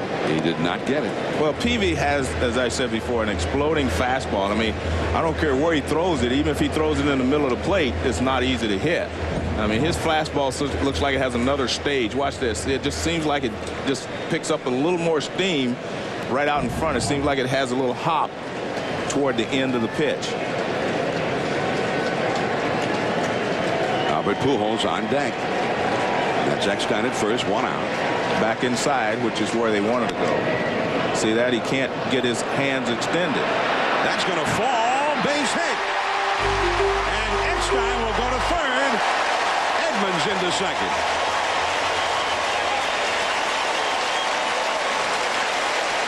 Well, Peavy got a little bit unlucky there. He made the pitch that he wanted.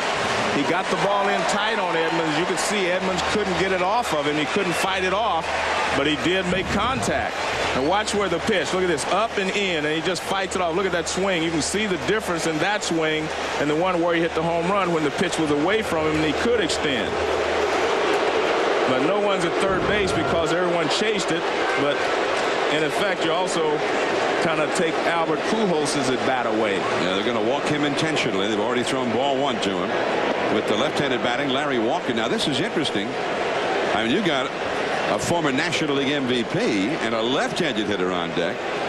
But that's the kind of respect that Bruce Bochy and the Padres have for Albert Pujols. Well, we saw that the other day with David Ortiz and the Yankees. They respected him enough to walk him almost in front of Manny Ramirez. I mean, there are certain times and certain guys that just say, hey, I don't want him to beat me in this ball game. And Albert Pujols is definitely the guy in the Cardinals lineup that you do not want to beat you if you can avoid it.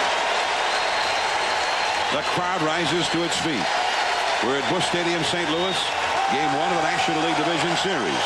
Jim Edmonds homered in the first inning.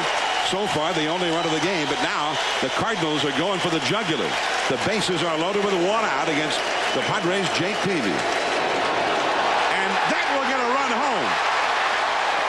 And it rolls into the Padres' dugout. Edmonds also came home, but he'll have to go back to third. 2-0 Cardinals. Well, first of all, the pitch surprises me. It appears that he was trying to throw a changeup, and he had struck him out the first time up with all hard stuff, in and out, and a curveball. But this appears that is a changeup, and he slips on his delivery. I mean, he slips as he's trying to release this ball, and that's why it bounced. But it was a changeup. And it bounced way out in front of the plate. At least it appeared to be a changeup. Maybe it was a fastball, and he slipped, and it turned into a changeup.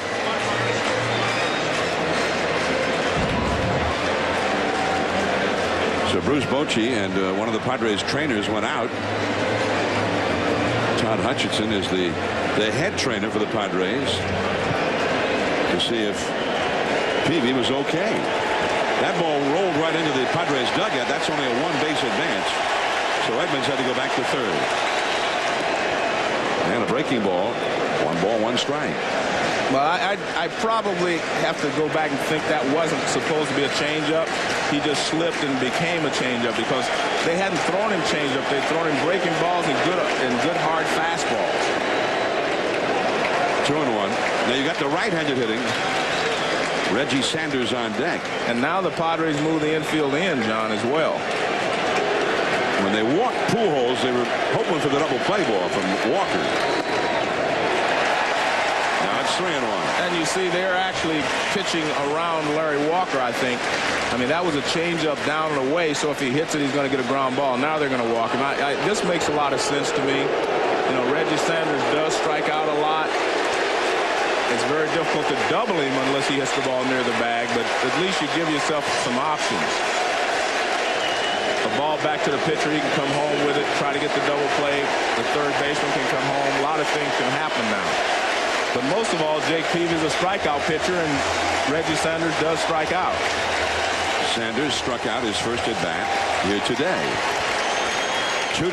The Cardinals lead. Trying to build that lead. Still only 1 out.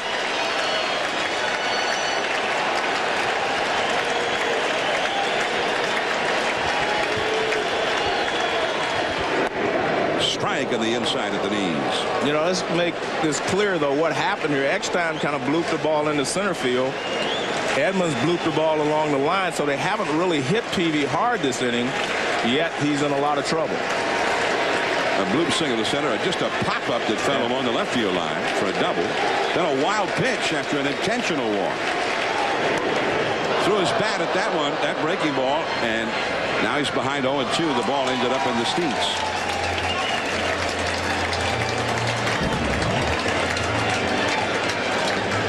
Well, this ball's off the plate outside. Really good pitch by Peavy. And Sanders trying to put the ball in play, reaches for it, and he reaches so far he loses his hand, loses his grip. Sanders with the new piece of wood, and he'll touch it up with the pine tar rag. Well, this may be the inning right here, what Dusty Baker likes to call the inning of decision. I mean, the Padres could fall hopelessly out of this one right here. This is not a ball club with a whole lot of offense. And as you mentioned, this outcome with Peavy on the mound may be the key to their whole series. 0-2. Slider reach for and off the glove of Sweeney into right field. Edmonds scores. Here comes Pujols. Peavy.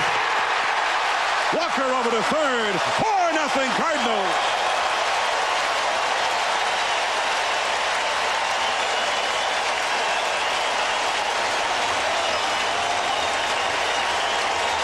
One of the underrated things about Albert Pujols is his aggressiveness on the bases. I think people just think of him as a hitter, but this guy runs the bases very, very well, very aggressive.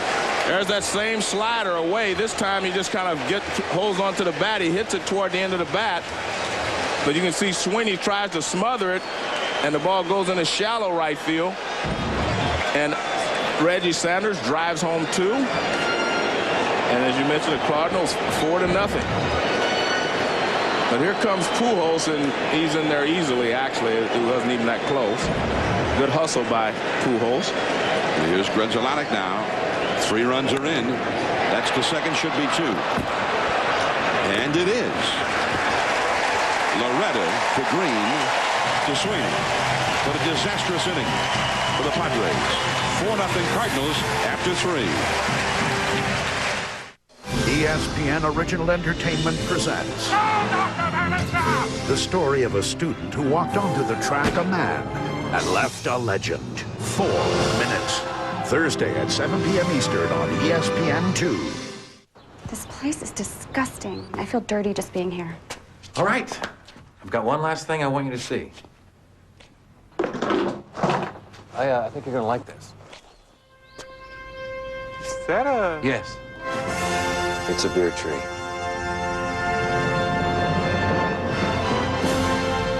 Honey, we're home.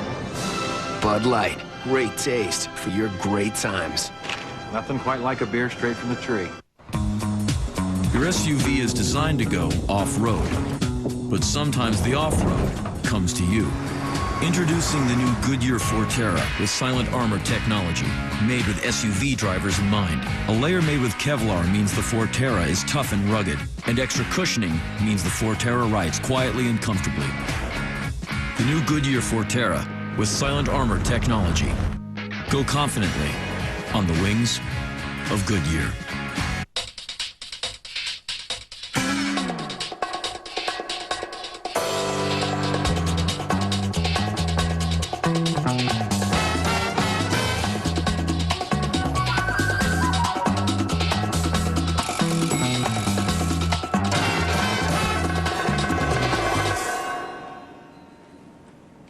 Nips? New Nips. Now with more real craft cheese. Because when you love Nips, it shows.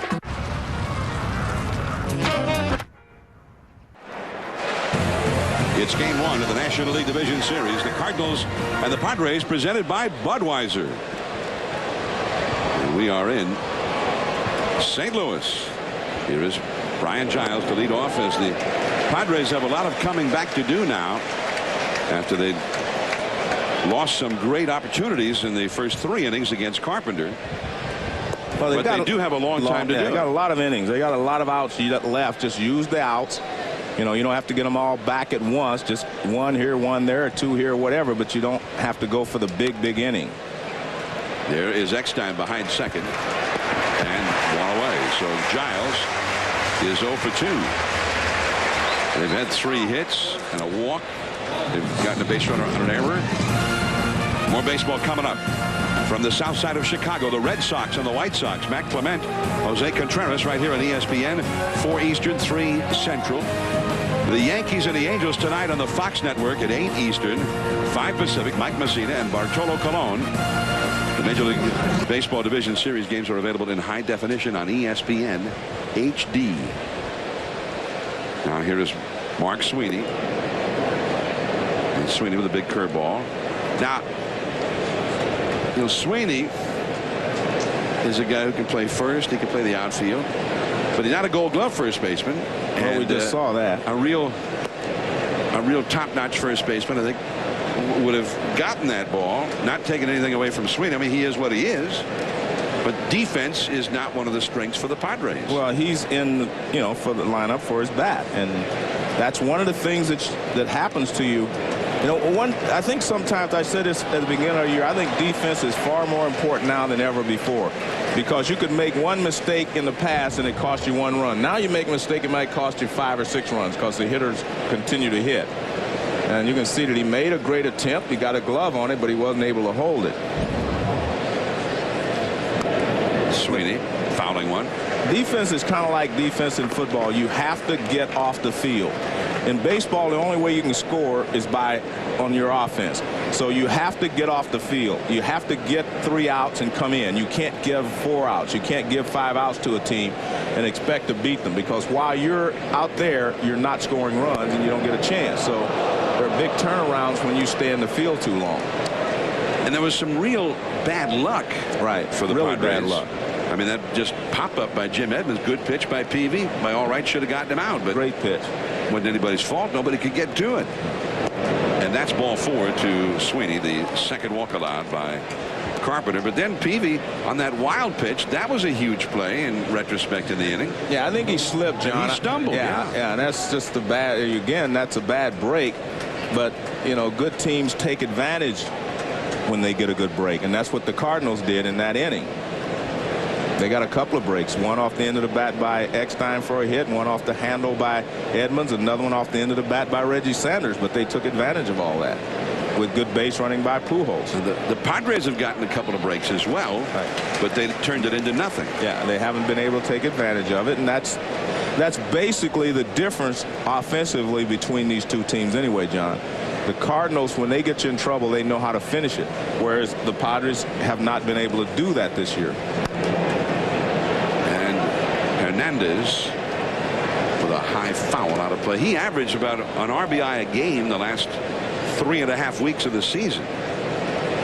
Ramon Hernandez was outstanding down the stretch. John, this is what we're talking about. Here's Peavy slipping.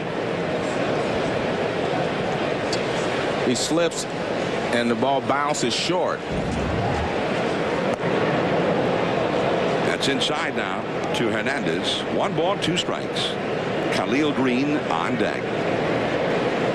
Well, the Cardinals put 3 runs on the board, and the hardest hit ball of the inning was the double play ball hit by Grudzielani. Yeah.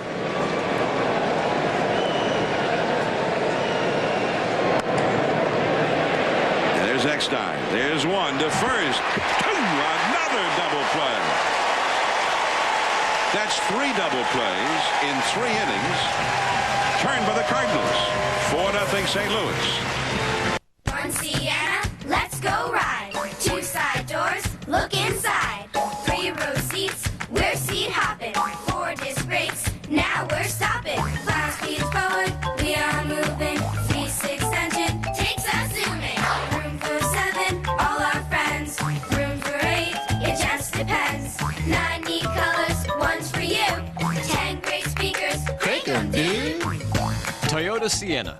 Now that's moving you forward. An easy way to experiment with color before you paint? Benjamin Moore calls them color samples. I call them color selection simplified. With 260 designer colors, it was easy to go from here to my wall. Thanks to Benjamin Moore, I found the perfect color.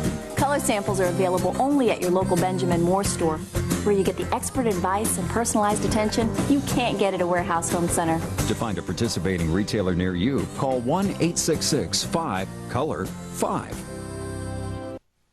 Millions of fans fell in love with the Contender. Now, LA's own Sergio Mora defends his belt against the pride of Providence, Peter Manfredo Jr. The Contender rematch live Saturday, October 15th at 11 on ESPN. Penny pinchers, get ready to pinch yourselves. Only Wendy's gives you 5 all-white meat crispy chicken nuggets for just 99 cents every day. All white meat, not some unidentified frying object. Do Wendy's, and for just 99 cents, do what tastes right. You gelling? No telling how much I'm gelling. You gelling? I'm like mud gelling. I'm so gelling. Quit yelling. We're gelling. Right. Dr. Scholl's massaging gel insoles are so soft, they make any shoe feel outrageously comfortable. Are you gelling? Dr. Scholl's.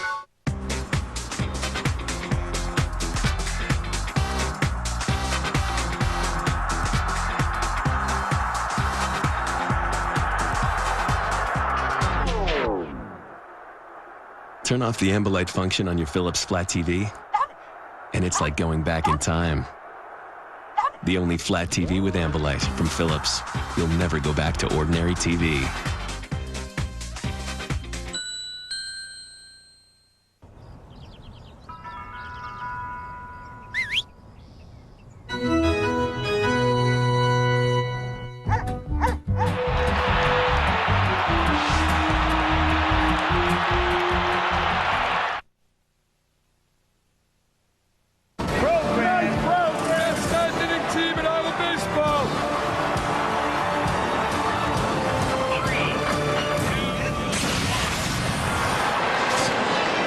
Well, it has been a troubling 3 innings for the Padres, who've had some breaks and have had opportunities and done nothing with it. And meanwhile, the Cardinals got a couple of breaks in the 3rd inning and turned it into 3 big runs.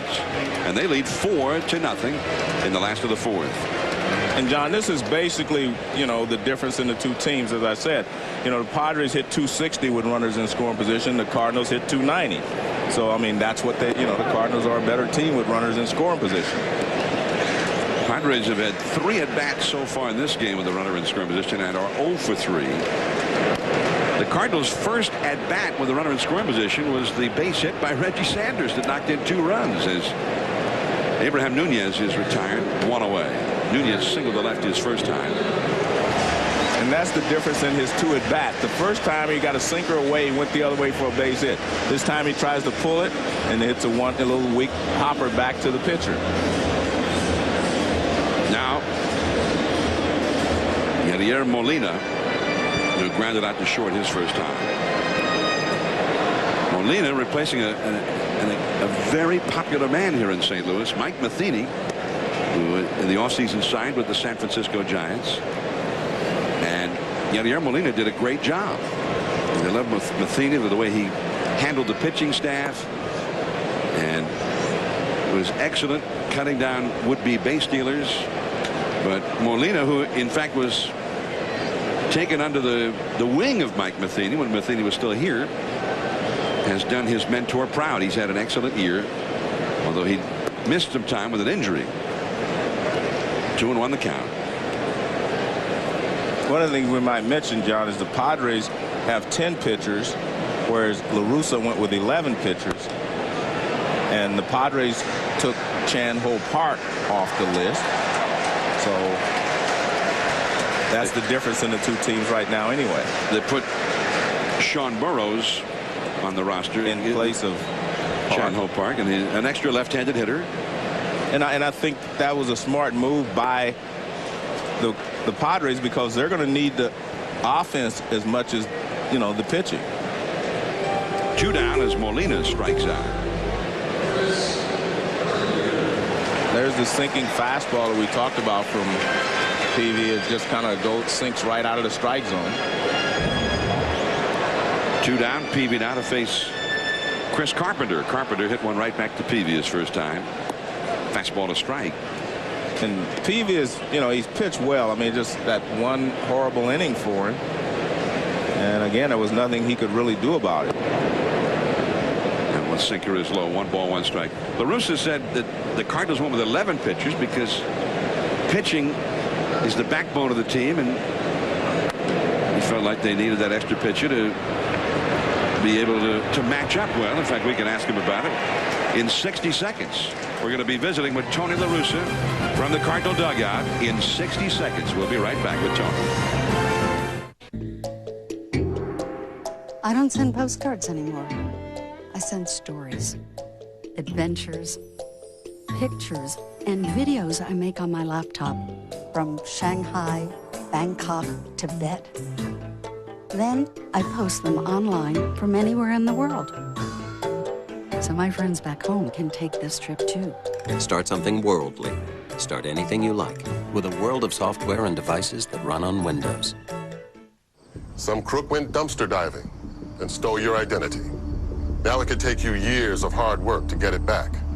Unless your home insurance includes Allstate's new identity restoration coverage, then a dedicated team will make the phone calls, fill out the forms, help restore your credit rating.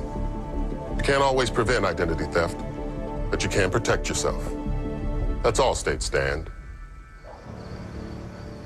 Are you in good hands? Cardinals lead the Padres 4-0 here in Game 1 as we go to the 5th inning, and we're very pleased to be joined by Cardinal manager Tony La Russa from the dugout. Thanks, Tony. Hey, Tony, a few things that happened in the defensive plays, whatever, changed the course of the game. That was a great call you made not to have Nunez covering on that hit and run. It turned into a double play. Well, the thing with Loretta, he sprays it all around, Joe, and he's a good contact guy, so we didn't want to leave our position. And that was part of a double play, and putting the ball in 2 strikes by Jimmy and Reggie. That's those 2 things we've done real well all year. Good. All right, Tony, maybe you could help clear up something for us. Earlier in the game, David Eckstein missed a line drive that was hit right at him. What happened in that? Just proves he's a man, not a machine, because he's been playing like a machine. All right, so, I mean, lose it in somebody's shirt, or what do you think? Well, he was beating himself up so bad, John, I wasn't going to ask him. I just, What'd you ask Bill Hahn on that play at first base? That's what the gamblers got to him. I asked him if I stay here and argue and change. He said no. And I said, I'm done. Okay. Good luck, right. Tony. Thanks, Tony. Tony La Russa, manager of the Cardinals from the dugout. And with the ability to smile over those things right now because they went against the Cardinals there. Yeah, but I tell you what, Tony's usually so intense that he wouldn't even smile if they're up 4-0. So we're seeing maybe the changing of Tony La Russa here.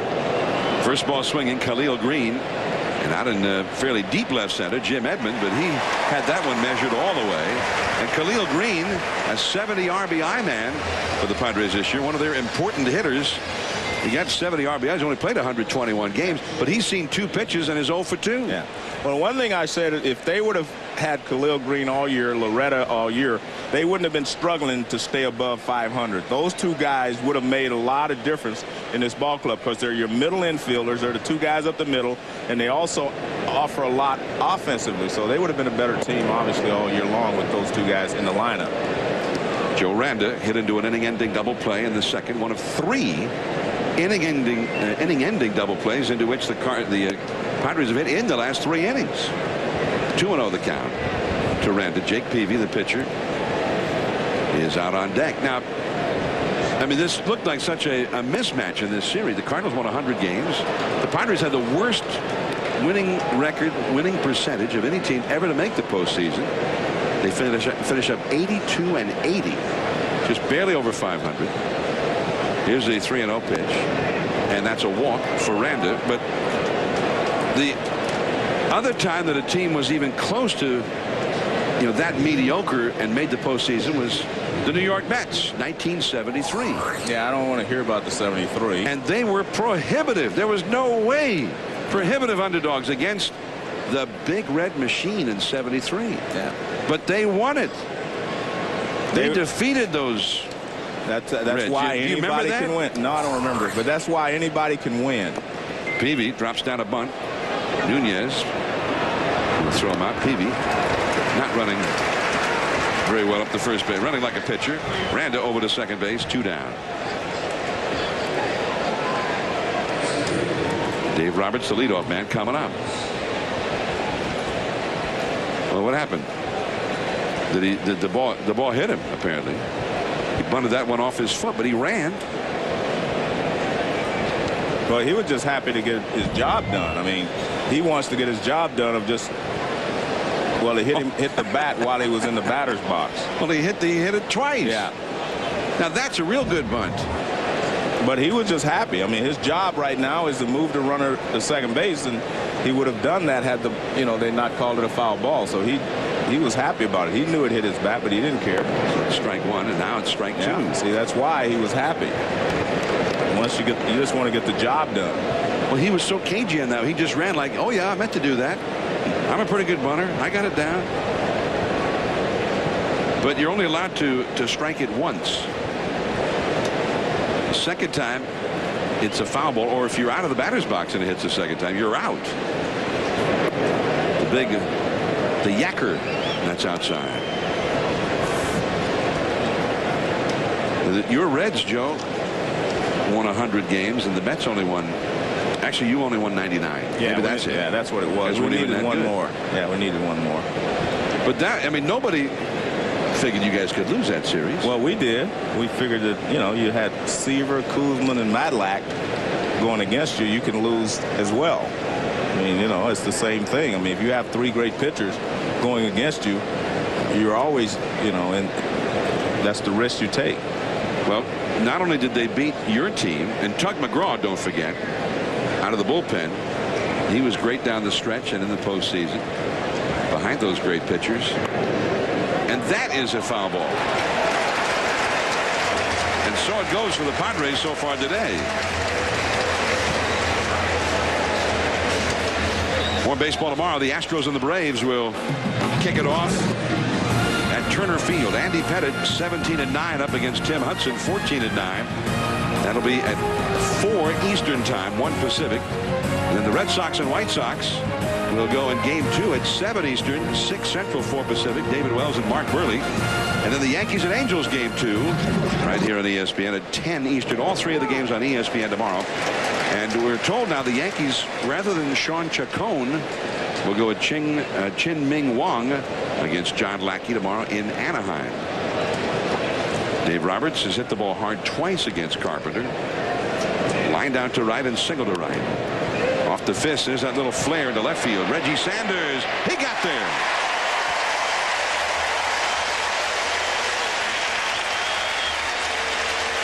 And almost the same spot into which Edmonds hit his pop fly that fell for a double in the big 3rd inning for the Cardinals. Okay, you never told me. What was that? Crunchy! Guys, I got... Want something crunchy? Guys? Taco Bell is open late. Feed your need for all the crunchy, grilled, marinated, spicy, and melty taste you can only get at Taco Bell. Want to spice up the night? Think outside the bun. Open till midnight or later. The critics are united. IGN calls X-Men Legends 2 a killer sequel. And Game Informer loves its relentless action. It's groundbreaking. X-Men Legends 2 Rise of Apocalypse, rated teen, now online. Excuse me, what is that? ING. They're the financial services company that's all about fresh thinking. They're full of new ideas, so you're ready for whatever comes along. I know about ING. I want to have a cappuccino. What's that? Why can't we have a cappuccino? Have to go to the car now. You never have okay? any fun. You never let me do anything fun. It's a man struggling with his inner child. You're so mean! A cappuccino, please. Ask your financial professional about ING. We worked on Sam Adams Light for over 2 years. The whole brewing staff was dedicated. Sam Adams Light reaches a level of flavor that light beer has never gotten to before. Yeah, who do you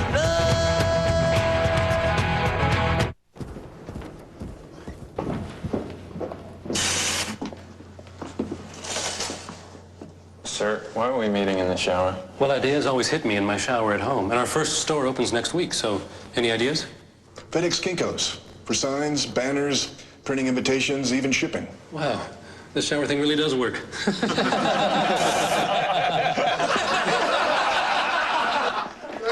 FedEx Kinko's. Make it, print it, pack it, ship it. The critics are united. IGN calls X-Men Legends 2 a killer sequel. And Game Informer loves its relentless action. It's groundbreaking. X-Men Legends 2 Rise of Apocalypse, rated teen, now online. Back here in St. Louis, last of the 5th inning. Top of the order for the Cardinals. David Eckstein takes ball 1 from Jake Peavy. Eckstein flied out in the 1st inning, but then in the 3rd, he blooped a single into center field, and that started a 3-run rally. And he takes a strike from Peavy. I like how La Russa talked about it. That line drive hit by Ramon Hernandez right at him in the 2nd that he missed. Well, Tony said he just missed it. And Tony said, hey, he was beating himself up so badly over it, I just didn't have the heart to even go ask him what happened. 2-1 the count. Diving at 3rd to get it, and Randa throws him out. You know, it's interesting, this past year, the Cardinals, the Angels, and the Red Sox played musical chairs with their shortstop. You know, Eckstein ended up here. Cabrera from Boston went to the Angels. And, of course, Renteria went from the Cardinals to the Red Sox. And guess what? All three teams are in the playoffs. So the shortstops at all those places did a good job for them. And the conventional wisdom was that the Cardinals were the team that suffered the most. Suffered in that. The Red Sox upgraded with Renteria over Cabrera, and offensively, the Angels upgraded with Cabrera over Eckstein. Defensively, but I mean, both teams thought they were upgrading. Yeah. Peavy couldn't handle it, and Edmonds is aboard with his third straight hit. Yeah, but I think in most of those cases, it was about offense versus defense, so I think that's the reason that all of them were good players, so they all helped their teams win. Ground ball back off of Peavy, and by the time they retrieve it, Edmonds, who runs well, beats it out at first base. So Edmonds, who had the opposite field home run for the first run of the game in the first inning, since then has hit a pop-up that fell for a double, and now a comebacker that turns into a single. And here's Albert Pujols. Albert Pujols has had more RBIs in his first 4 seasons in the big leagues than all but 2 hitters in the history of the game. And those hitters are pretty good names. He's on the list with Joe DiMaggio and Ted Williams. The other 2 guys who drove in more runs in their first 4 years than Pujols has. So it's for Albert, it's just, Joe D. and for me, Ted Williams you and mention Ted Williams, that's pretty big for me. I get interested when you mention DiMaggio. See, I love, DiMaggio obviously was great, but when you mention Ted Williams, that's... And that's a line drive base hit to left field. Edmonds with a big turn at second, but he'll go back as Fresco hurries it in. You know what's great for the Cardinals is they have already scored 4 runs, but you want to get Albert Pujols started. And there's nothing. See, he misses his target by 3 feet there. I mean, he was supposed to be down and away. It's up and in, and Pujols still handles it. But you want to get your star off to a good start in the playoffs. You don't want him to go 0 for 3 today, 0 for whatever, even if you win the game. You want him to get off to a good start. For the first time, the Padres bullpen gets up. 2 men on, 1 man out. Edmonds at second, Pujols at first, and Walker takes 2 low for ball 1. And there is Clay Hensley, the young right-hander who pitched beautifully for the Padres down the stretch. The Padres have an excellent bullpen. I mean, their bullpen is very, very good. But you do not want to get into the bullpen this early. See, my belief is still the same as it always has been about postseason play. Your starting pitching is what it's all about. You need good starters, to win championships. You can't go out there hoping to get 4 innings out of someone and then let the bullpen finish up. And the slider outside, 3-0. Reggie Sanders on deck. Peavy. 4 runs on the board already. And the big hitter's up right here. That's a strike. Edmonds got the infield hit. Pujols with a solid single to left. And now Walker with a 3-1 count. Walker ended up being walked intentionally in the 3rd. He struck out in the 1st. And he walks again. Well, I think the one thing that's happening here is I think the Padres realize, as I said at the beginning of the ballgame, Peavy is the guy that's going to have to lead them if they're going to have a shot at beating the Cardinals in this 5-game series. Now, this game is not over. I mean, if he can get out of this jam, but if he gets beat up badly, then it's going to be a tough thing for the Padres to handle winning 3 out of 4 from the Cardinals. I mean, it's that simple. So Hensley continues to heat up in the bullpen as Peavy just trying to hang on for dear life right now with the bases loaded and 1 out. We're in Busch Stadium in St. Louis. I'm John Miller with Joe Morgan. Also Gary Miller here with us. And the Padres, with their ace, Peavy, led the league in strikeouts, been one of the premier pitchers in the league each of the last 2 years. But he gave up a home run to that man, Edmonds, in the 1st. And then 3 runs in the 3rd inning. And now the big hitters have loaded the bases here. Edmonds, Pujols, and Walker from 3rd back to 1st. And Reggie Sanders, who got a 2-run single off the glove of the first baseman, Sweeney, in the third. And I think you'll see him pitch Reggie differently this time than he did last time. He got 2 strikes, and he continued to throw the breaking ball away, and he made good pitches, but Reggie put it in play. But if he gets 2 strikes, I guarantee you he's going to try to go with the high fastball to strike him out, as he did in the first inning. First at bat, I'm sorry, second inning. 3 key hits on 0-2 counts. Just off the outside, 2-0.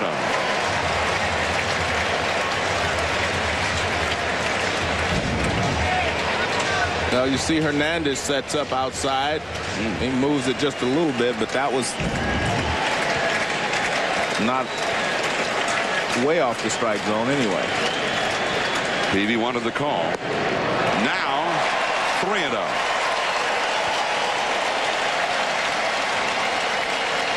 Grudzielanek on deck. Sanders got that 2-run single with a 2-strike count in the third inning. And the crowd now rises to its feet, waving those rally towels. 3-0 to Sanders. Left field. Klesko looks up. There it goes. A grand slam.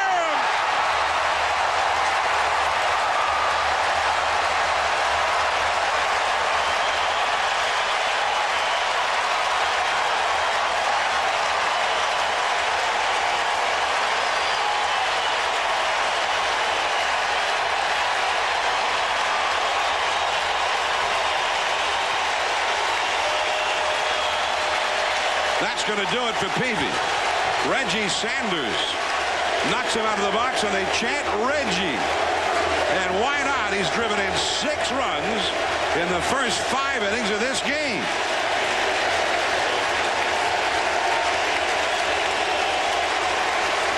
They have driven the Padres ace out of the box, and they handed him a licking in the final analysis. 8 runs in 4 and a third innings. Well, John, if that's one of those managerial decisions right there.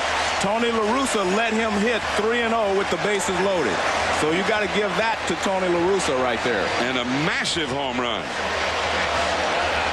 8-0 Cardinals in the 5th inning.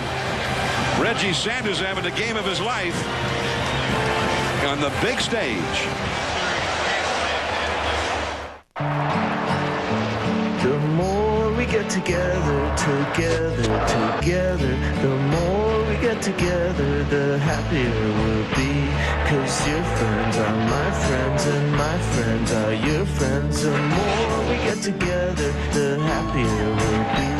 There's Michael and Jimbo and that one guy you know. The more we get together, the happier we'll be. Almost beating my high score, and then the remote. Some things never change. Look at this kid. Hi, Spence. What's going on, man? Hey, let me see How you his hair. been? Sharp, buddy. How's the army treating you? It's good. It's real good. What they got you doing? Like jumping out of planes? Or? No, I'm working with computers. Computers? Well, you could have done that here, right? Yeah. What's the setting? 0439 Zulu. We're good. Not really. Get strength for now, strength for later. Learn more at GoArmy.com. Calling the Mach 5. Come in, Speed. Trixie, calling the Mach 5. I'm in the middle of a race, Trixie. Don't talk to me now. Speed, listen to me. The bridge is out ahead. You're in extreme danger. The bridge is out? Don't worry, Speed. I have good news. Tell me, Trixie. I just saved a bunch of money on my car insurance by switching to Geico. Geico. 15 minutes could save you 15% or more on car insurance.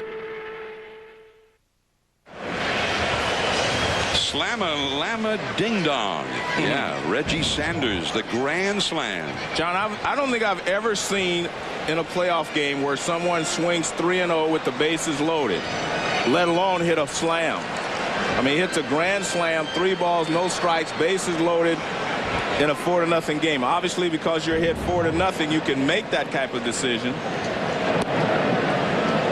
But I've never seen that. I mean, I've never seen a manager give a guy the hit and sign with 3-0. I'm sure it has happened, but I've never seen it work anyway. Clay Hensley, the new pitcher. Grudzielanek hits that slider out to center field. And Dave Roberts takes care of it. That's out number 2 in the inning. Clay Hensley on to pitch in relief of Jake Peavy. Hensley, who originally came up in the San Francisco Giants organization. Padres traded Matt Herges to the Giants a couple years ago, and Hensley was one of those minor leaguers who oftentimes in the dispatches doesn't even get named. He pitched real well down the stretch for the Padres this year. 26 years old. Got into 24 games, a 1.7 ERA, 47 2/3 innings pitched, only 33 hits allowed as Abraham Nunez stands in. But John, no strikes, and that's ball 2. John, we've seen 2 things today. Tony La Russa has saved his team some runs by leaving the third baseman there and then turning into a double play. Now we've seen him allow Reggie Sanders to swing 3-0 with the bases loaded, and that's added some runs for his team. Again, I don't think he would have done it had it been a tie ball game or you didn't have the luxury of a 4-0 lead. But those are still 2 big decisions that he has made in this ball game that have had an impact on the outcome of this ball game so far. Nunez walks. I mean, the rule of thumb is he walks Larry Walker. Right. And now he went to 3-0 on Sanders, and you don't want the guy swinging at a bad ball, right? I mean, so normally you would at least take 1. I mean, you wouldn't take more than 1. You'd take 1 just to see if he could throw a strike.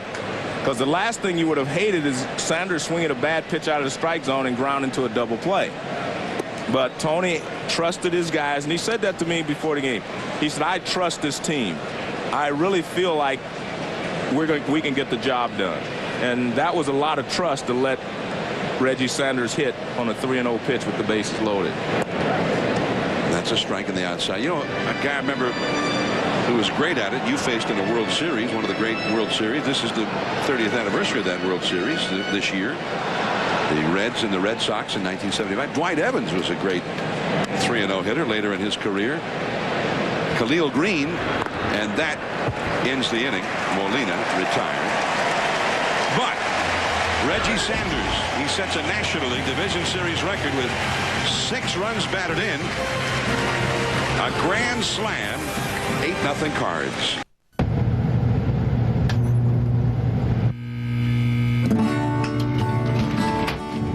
As the leader in high-speed internet, Comcast knows broadband better than anyone. So Comcast Workplace gives your business speeds up to 7 megs and state-of-the-art security features. All from a company you can count on, day in and day out. When Comcast comes to work, everything simply works. Don't dream. They watch for a way to get back. You did it. What did I do? You let the dead get in.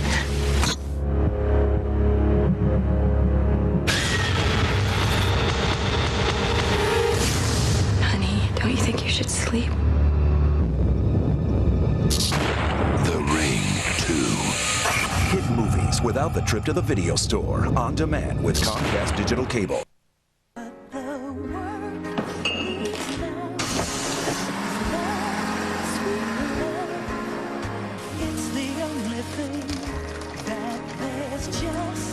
Your call will be answered in 30 minutes. My car ready yet? Whatever happened to customer service? At DHL, it's alive and well. I'm on. Call us and see how we're changing the way the shipping business does business. Guys, this is a Silverado half-ton crew. It has more horsepower and torque than Ford or Dodge.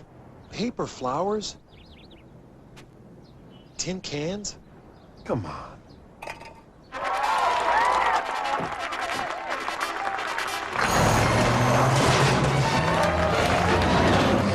I love weddings. Chevy Silverado, an American Revolution. ESPN's Major League Baseball Division Series, presented by Budweiser, brought to you by Chevy. Chevy and baseball, they just go together. An American Revolution. Tostitos brand tortilla chips and salsa. And NikeGridiron.com. With Joe Morgan and Gary Miller, this is John Miller back at Busch Stadium as Ryan Klesko takes ball 1 from Chris Carpenter. This is the 21st time that the Cardinals have gone into postseason play in their illustrious history. Klesko, left center field. Edmonds on the run. He gets there on the warning track. Klesko retired for the first time. He had a walk and a single earlier.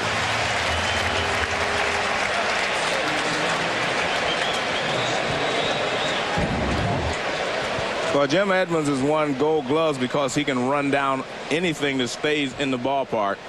And you can see he had a beat on this all the way. And Klesko hit it pretty well, but wrong part of the ballpark. Jim Edmonds, 7 Gold Gloves in his career. Mark Loretta has flied out to center and grounded into an inning-ending double play. He is 0 for 2, takes ball 1. Now, in those 21 postseasons for the Cardinals, nobody for the Cardinals has ever had a game with as many RBIs as Reggie Sanders has today. 21 postseasons. You mean no Stan Musial? Stan the Man never did it. You mean no Bill White? Bill White never did it. Orlando Cepeda. What about Ken Boyer? Those were the big guys. Those are big RBI guys. Didn't Ken do Boyer? it. Not even Jack the Ripper. Enos Country Slaughter. Keep naming guys. None of them did it. Actually, I remember Mike Shannon had a couple of big games in series, so maybe he was second on that list then. Maybe just never got 6. The Cardinals have won the World Series 9 times. They've been in the World Series 16 times. 21 times in the postseason overall. They have not won a World Series in 23 years since they beat the True Blue Brew Crew.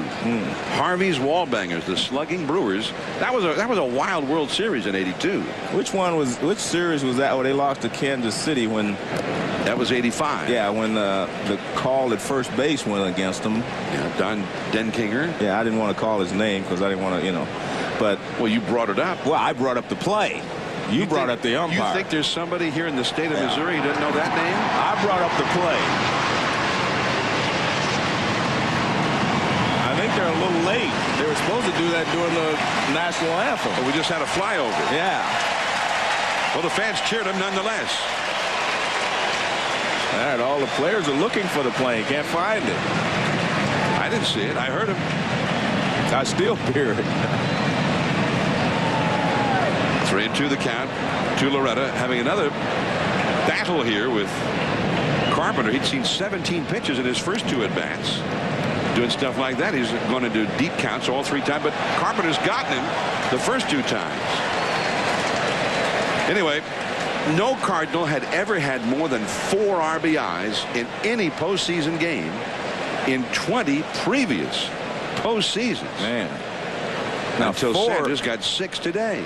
I thought 5 might have been the record, but 4. Eckstein throws out Loretta. Another great battle by Loretta against Carpenter, but Carpenter keeps beating him. You know what's interesting, and the other thing we talked to Tony La Russa about, you know, Eckstein, he said the one thing that surprised him, not all his hustle, the way he plays the game, how tough he is, but his arm. He said his arm is stronger than he thought it was, because that was the knock on Eckstein, that he didn't have a shortstop's arm. He didn't have the cannon that, you know, the Derek Jeters and all these other fine shortstops have. He just had a good, you know, an arm that could just get you out, and he couldn't make certain plays deep in the hole. But he said that his arm is much stronger, and he kind of credited that to Barry Weinberg, the trainer here. He said he helped strengthen his arm. 0-2 the count to Brian Giles. Curveball, and he tops it foul. Giles is 0 for 2. By the way, no Cardinal ever with more than 4 RBIs in a postseason game. All right. Do you have any names? See if you can remember some of these guys. Lou Brock. Of course. That's 1968 World Series, 4 batted in a game. Willie McGee. Well, that's surprising. In the '82 series against the Brewers, had 4 RBIs. Keith Hernandez had 4 in a game in '82. Ken Boyer, the 64 World Series. Pepper Martin, all the way back in '31. There's some other names in that list. 8-0 Cardinals. We'll be back. Tastier, crispier Tostitos restaurant-style tortilla chips. dipped in the queso smooth Monterey Jack cheese. Honey, can we eat them now? Oh, yeah. Tostitos, now even tastier and crispier. You gelling? No telling how much I'm gelling. You gelling? I'm like mud gelling. I'm so gelling. Quit yelling. We're gelling. Right. Dr. Scholl's massaging gel insoles are so soft, they make any shoe feel outrageously comfortable. Are you gelling? Dr. Scholl's.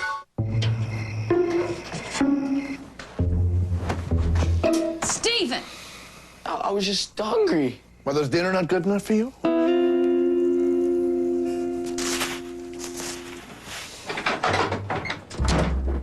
Sorry. You're darn right you're sorry. Everyone wants the new fresh toasted chicken Parmesan sandwich, zesty marinara, melted cheese, only at Subway restaurants. Goodyear knows you're not the only one who depends on your tires. That's why there's the new Goodyear Wrangler with silent armor technology. It's engineered with a layer made with Kevlar for toughness and a quieter ride. Get the truck tire you can count on. The new Goodyear Wrangler with silent armor technology, so you can be there on the wings of Goodyear. Life doesn't stand still, and neither do we. That's why families trust Lowe's for installation. Not because we give you your very own project management teams to guide you and help you throughout the entire process, which we do, or because our installers are certified and fully insured, or because Lowe's guarantees you'll be satisfied with our installation service on everything we install. You see, at Lowe's, improving home improvement never ends. Now get all over-the-range microwaves installed for just $59. They are the kings and queens, the potentates of the road. We recognize them by their restless wing-tipped feet. We support them with new, thicker mattresses and lay the freshest fine white linens at their feet, an offering of respect. Our beds, ourselves, we've changed it all for them. Rest well, my liege. Rest well. Skunk guys. Get your peanuts.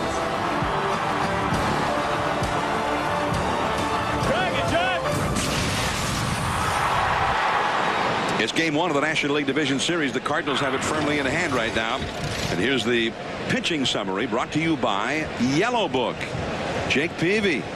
And he had some bad luck early on, which the Cardinals capitalized on. And then finally, he lost the strike zone facing the wrong hitters. With 2 men on, he walked Larry Walker on 4 pitches, then went to 3-0 on Reggie Sanders. And on a 3-0 pitch, Reggie Sanders hit one right out of the yard, a grand slam.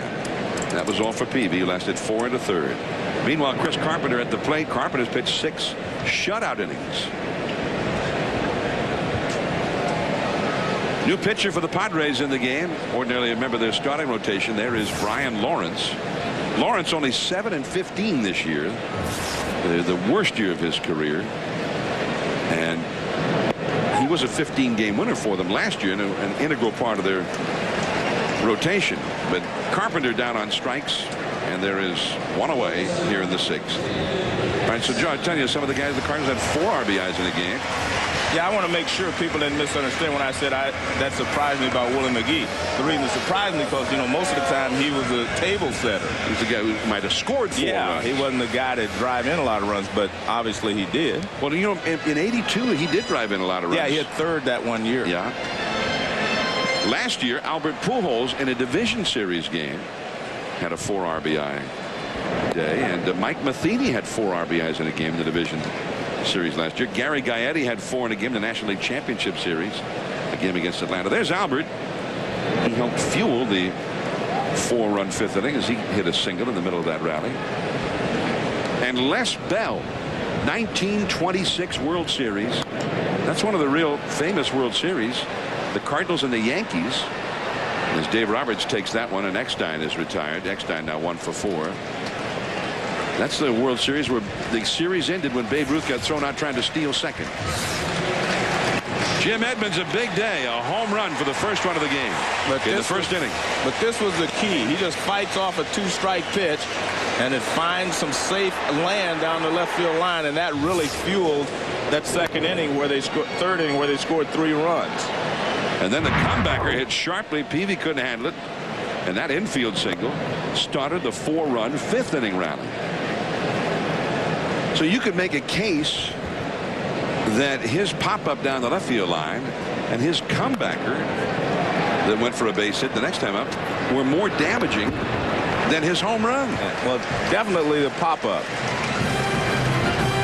3 up, 3 down. On to the 7th inning. Sweeney coming up. 8-0 St. Louis. Want the best in wireless? Look no further than your neighborhood Radio Shack. From the best name brand phones to the best wireless carriers, we've got it all. And now, during our Best of the Best wireless sale, get the best for even less. Like this new Verizon Wireless VX5200 camera phone by LG, just $29.99 with new 2-year agreement. You'll also enjoy the best customer service. That's why our sales associates are #1 in wireless customer satisfaction. And why we sell more wireless than any other consumer electronics retailer at Radio Shack. You okay? I'm working like a dog. I run down to the quick printer, scan color documents, make color prints, run back, get approvals, run up to 5 and have to fax stuff all over the place. But I think I'm getting noticed. Is it rough by you too? Not that rough. What do you mean? There's a color multifunction machine on my floor. I scan, copy, print, and fax and color from there. There's nothing to it. Don't do this to me. Xerox Color. It makes business sense. Come on, come on. So the Dodgers are down to their last out. Game 1 of the World Series. And look who's coming up. Kirk Gibson with 2 bad legs. You talk about a roll of the dice. This is it. High fly ball into right field. She is gone. With 100% whole grain, low fat, and fiber, the Breakfast of Champions brings out the champion in you. The impossible. Employers search Monster every day looking for the right candidates. But you can't be found unless you post your resume. Log on to MLB.com to follow baseball live on the web with MLB.com's real-time stats, game day audio, and MLB.tv. MLB.com, where baseball is always on. It's game 1 of the National League Division Series. Major League Baseball's Division Series presented by Budweiser. The Cardinals and the Padres here at Busch Stadium, St. Louis. And the Cardinals with an 8-0 lead. Reggie Sanders with 6 RBIs in the game. But Chris Carpenter, after taking the mound to warm up for the 7th inning, then something was not right. Dave Duncan, the pitching coach, and manager Tony La Russa, and the trainer Barry Weinberg, seen in the foreground there, went to the mound, and it was decided to take Carpenter out of the game. So we'll be right back. A new pitcher coming in.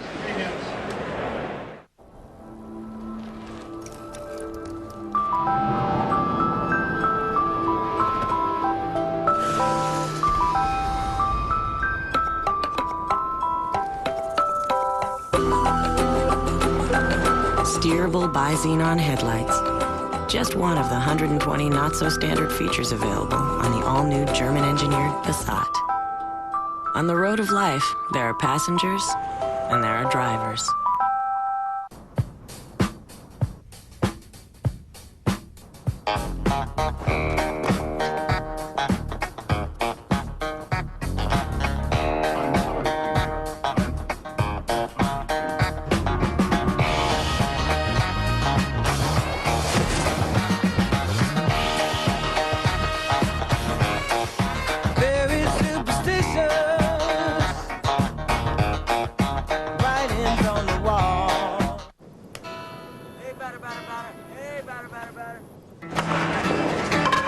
First base, $58. Second base, 630 pesos. Third base, 300,000 yen. Home, priceless. There are some things money can't buy. For everything else, there's MasterCard. Fan of the game, wherever there's a game. Carl Ravitch, John Kruk in our studios here, an hour away from Ozzie Guillen. He's going to have to face Ortiz. What is Ozzie going to bring to the postseason? He's going to bring excitement. I think he's going to play the game the way he played it all year. He's going to run, he's going to have excitement, and he's going to make pitching changes and say something he probably shouldn't. But friend now, foe an hour from now. enemy territory. John and Joe, back to you. All right, guys, and here in St. Louis, blue skies with some scattered clouds and everything. All sunshine in regards to the Cardinals and their fans, though. Except a little concern, I'm sure, because Chris Carpenter, after trying to warm up, for whatever reason, and we're hoping to get a word on it, was not deemed fit to continue. So after 90 pitches, he's gone. 6 innings, no runs, 3 hits allowed. And there is Brad Thompson on to pitch, the 23-year-old right-hander from Las Vegas. And Thompson got a win on Sunday in the final regular season game played right here at Busch Stadium. So he's in the book. And delivers ball 1 to Mark Sweeney, Hernandez, and Khalil Green. Now we understand that Gary Miller's got some information, and as that ball goes down the right field line, Sweeney's going to get an extra base hit on this one. Walker waits for the carom, and Sweeney is 2 for 2 with a walk. Let's get this information now from Gary Miller. Gary. John, Chris Carpenter throwing the shutout was out warming up between innings, and he called Tony La Russa out there. He developed some cramps in his hand, of all places, and with an 8-0 lead, Barry Weinberg, the trainer, Dave Duncan, the pitching coach, and Tony La Russa decided that was enough for today, and they'll get Carpenter out of this game. And cramps aren't a serious problem. It's just a daily thing, but they didn't need him anymore today. So cramps in his hand. Yeah, it's odd. Wow. Well, what happens, John, is you get dehydrated, you know. And remember, it was very humid out there. The sun was shining. I mean, this was a tough day to pitch. I mean, it's hot out there on the field.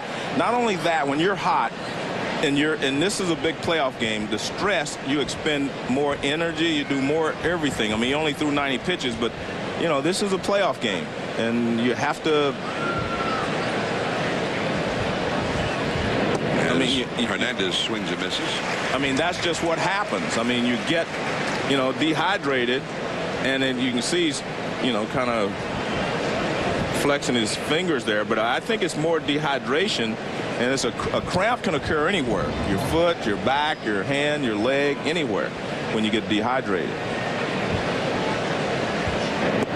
So the difference between a cramp in your hand and, say, carpal tunnel syndrome. Yeah. Or maybe, you know, computer elbow. Or... Yeah, I got you. Flores up in the Cardinals bullpen.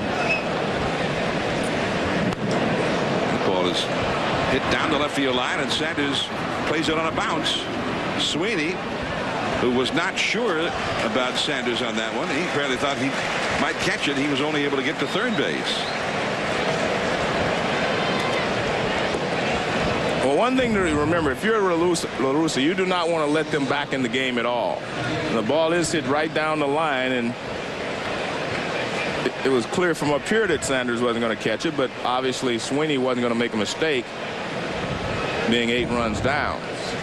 But if you're Tony La Russa, you do not want to let them back in the game at all. You want to try to shut them down, keep them thinking, or at least put in their mind that they can't beat you. You know, a lot of people are saying the Padres have no chance. I don't believe that, and the Padres don't believe that, I don't think, at this point. But you want to try to make sure that they don't start to really believe that they can beat you.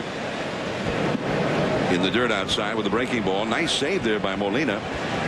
Brad Thompson, as we say, only 23 years old. He got his AA degree from Dixie State College in St. George, Utah. You know who's from St. George, Utah? Bruce Hurst. Pretty good left-hander for many years. Came up with the Red Sox originally, and also played and did well for the Padres. And that is a sinker too low. Well, I guarantee you Tony's not going to stay with Thompson too long if he doesn't start to get some outs.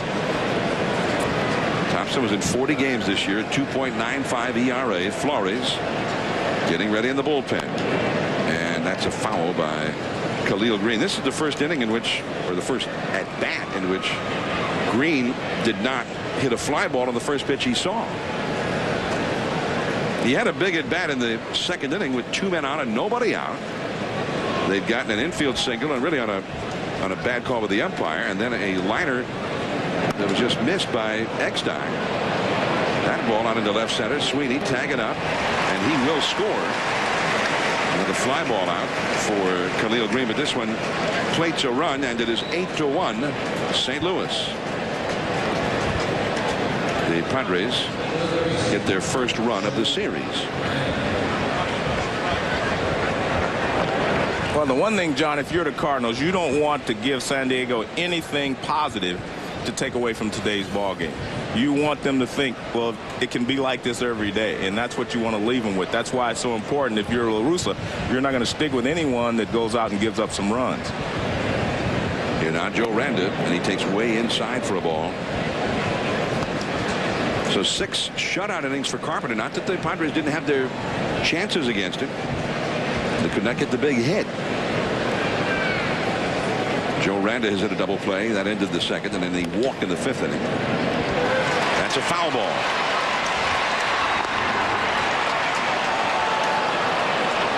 Well, they made a nice play. Abraham Nunez tried to start the double play anyway, but the third base umpire, Jerry Lane, had immediately, right behind Nunez, signal foul ball.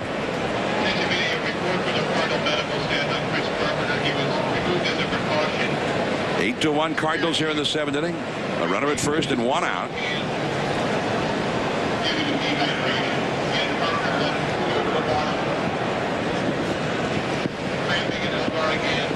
A view from the press box here in St. Louis. A lot of media as always for the postseason.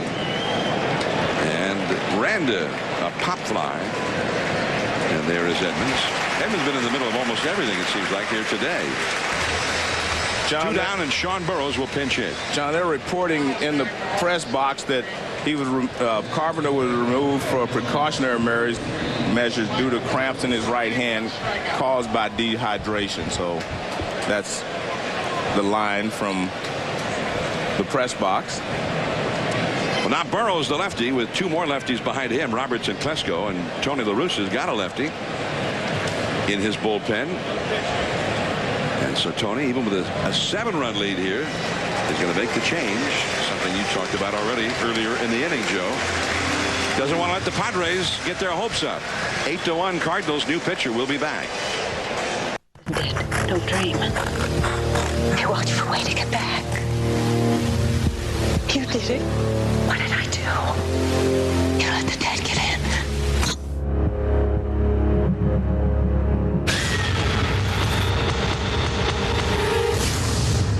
Don't you think you should sleep?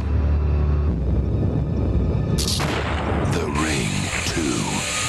Hit movies without the trip to the video store. On demand with Comcast Digital Cable.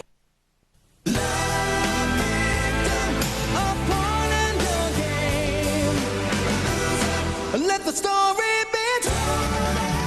be. Ruin your reputation a whole lot faster. Sign up for Comcast high-speed internet today and get this amazing offer. At ridiculously quick speeds, it's way faster than DSL and dial-up. Sign up today and we'll also include a free self-installation kit. Just call 1-800-COMCAST. Comcast high-speed internet with video mail. It's Comcast. Sports are great for a kid's body. Steroids aren't. They can ruin tendons in legs and arms. Steroids can stunt bone growth and increase the chances of liver cancer, heart attack, and stroke. Steroids don't make great athletes. They destroy them. Talk to your kids. Need help? Get help. Visit drugfree.org.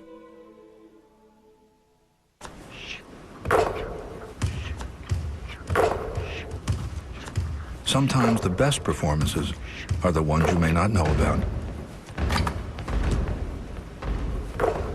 Evergreen Investments. Do something that makes sense. 99 cents to be exact. Like Wendy's 99-cent Junior Cheeseburger Deluxe. Hot off the grill with your choice of fresh toppings. So use some common sense. Do Wendy's. And for just 99 cents, do what tastes right. It's time for your chance to win one of 100 Philips HD TVs with DirecTV service for a year. Log on to 100yardblitz.com to enter. The code word is baseball. Fans win a 42-inch HD TV by logging on to 100yardblitz.com and entering today's code word, baseball. 8-1, the Cardinals leading this baseball game over the San Diego Padres. And there is the left-hander, 30-year-old Randy Flores out of USC. He was a walk-on to the baseball team there and became the all-time record holder for victories at USC, and also is still the career leader in innings pitched at SC. And he's facing a guy that is a little bit older than Xavier Nady, the pinch hitter for Burroughs, but Burroughs gives way to a Cal man. Yeah, Flores sounds like Rudy, the Notre Dame football guy. Walk on, get the job done. Yeah, big time. Yeah. Although he really got it done. Yeah. He didn't just make the team. Yeah. He didn't just suit up. 1 ball, 1 strike. Yeah, maybe there'll be a big movie. Maybe you could put in a little memo and say, hey, how about a movie on Randy Flores? Xavier Nady, big star out of the University of California at Berkeley, facing the former SC star Randy Flores here in St. Louis. 2-1 the count to Nady. Nady had 13 home runs during the season in the 326 at bats. Big rip at that one, but straight back to the screen. 2-2. Take a look at the players left on the bench for the Padres, presented by ING. Still have the lefty Robert Fick, Damian Jackson, Miguel Oliva, the backup catcher, and the veteran Eric Young, EY, among the right-handed hitters. Still available to Bruce Bochy, but right now they needed several more runs for that to become a tactical bit of information. Right now they just need lots of hits. They need lots of base runners. They need some big flies. Yeah, but they're not a big fly hitting team. Xavier Nady played some third base, first base, and all around the outfield. A high breaking ball strikes him out. Padres get just the one. Albert Pujols, then Larry Walker, and then that man who's already set a record, Reggie Sanders. 4 minutes. Thursday at 7 p.m. Eastern on ESPN2. Sometimes you just have to slow things down. That's why for Budweiser Select, we carefully handpick the finest 2-row barley malt. Then we take the time to brew Budweiser Select longer, so you get a beer with light beer stats and a distinct bold taste that finishes clean. Enjoy the taste. Be selective. Life doesn't stand still, and neither do we. That's why families trust Lowe's for installation. Not because we give you your very own project management teams to guide you and help you throughout the entire process, which we do, or because our installers are certified and fully insured, or because Lowe's guarantees you'll be satisfied with our installation service on everything we install. You see, at Lowe's, improving home improvement never ends. Now get all over-the-range microwaves installed for just $59.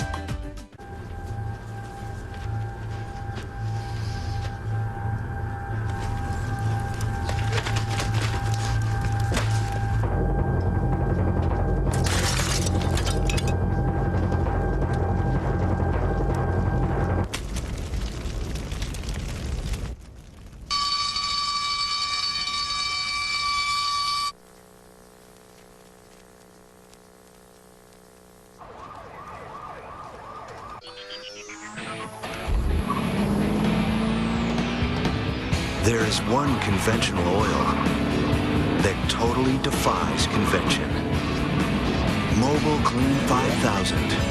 The first oil enhanced with a high-endurance formula. The only one guaranteed to protect for 5,000 miles. Mobile Clean 5000. The oil that's changing oil. This copyrighted telecast is presented by authority of the Office of the Commissioner of Baseball and may not be reproduced or retransmitted in any form, and the accounts and descriptions of this game may not be disseminated without express written consent. About 45 minutes away from Manny and the Red Sox taking on the White Sox. He looks nervous. Crucky, Jose Guillen said he's going to pitch to Manny and not Ortiz. Good idea? Well, that's never a good idea. You don't want to pitch to either one of them. Joe, what do you think? And here is Aki Otsuka on from the Padres bullpen now, delivering ball one to Albert Pujols. Here's another guy you don't like to pitch to. And they decided not to with runners at second and third, one out in the third. Bruce Bochy had Peavy walk Albert intentionally to pitch to the left-handed batting slugger Larry Walker. Now that was real respect. 2-0 to Albert Pujols. Deep down the left field line and foul. And it got there in a hurry. I tell you what, Otsuka has a real weird motion. He takes the ball out of his glove, then he puts it back in, and then he throws it again. And Albert Pujols, he said he would have liked that ball to have been just a little bit more out over the plate. He could have kept it fair. There's some hesitation. Back to the slider. Yeah, but he hesitated. He kind of hesitated right in the middle of his motion there. That's the way he does it. Yeah. Would that throw you off a little bit? I think it will. Watch, he takes the ball out right, and then he puts it back in. He didn't hesitate then. And Khalil Green, I don't think he was going to be able to throw out Pujols anyway. I mean, he hesitated on the pitch before when he threw a slider. He just kind of takes the ball out of his glove right there, and he puts it back in. He didn't hesitate then. He throws it. And I guess they're scoring that as an error. That's a questionable call. Pujols had a pretty good jump on the ball going down the first base. Well, I looked at Pujols. I did too. Just as the ball popped out of his glove, and Albert was only a few steps away from first. I don't think they looked at Pujols. No. Yeah, but not the first time this year I've disagreed with a score. Maybe we could put a replay on there that shows them both, and maybe the official scorer will see the error of his ways. Well, I don't think it's that important to the Cardinals at this point. They're just trying to win this ball game, and whether it's a hit or not doesn't really matter. Larry Walker with a foul ball. Walker, who's had a lot of injury problems this year. Let's go down to Gary Miller. John and Joe, they recommend you get no more than 3 cortisone shots in a given season. Larry's on his 4th, about a week left in the season. This season's been a pain in the neck, like the last few have been for him, but he's come back and he's as healthy as he can be right now. That's caught by Green. Back over to first. Double play.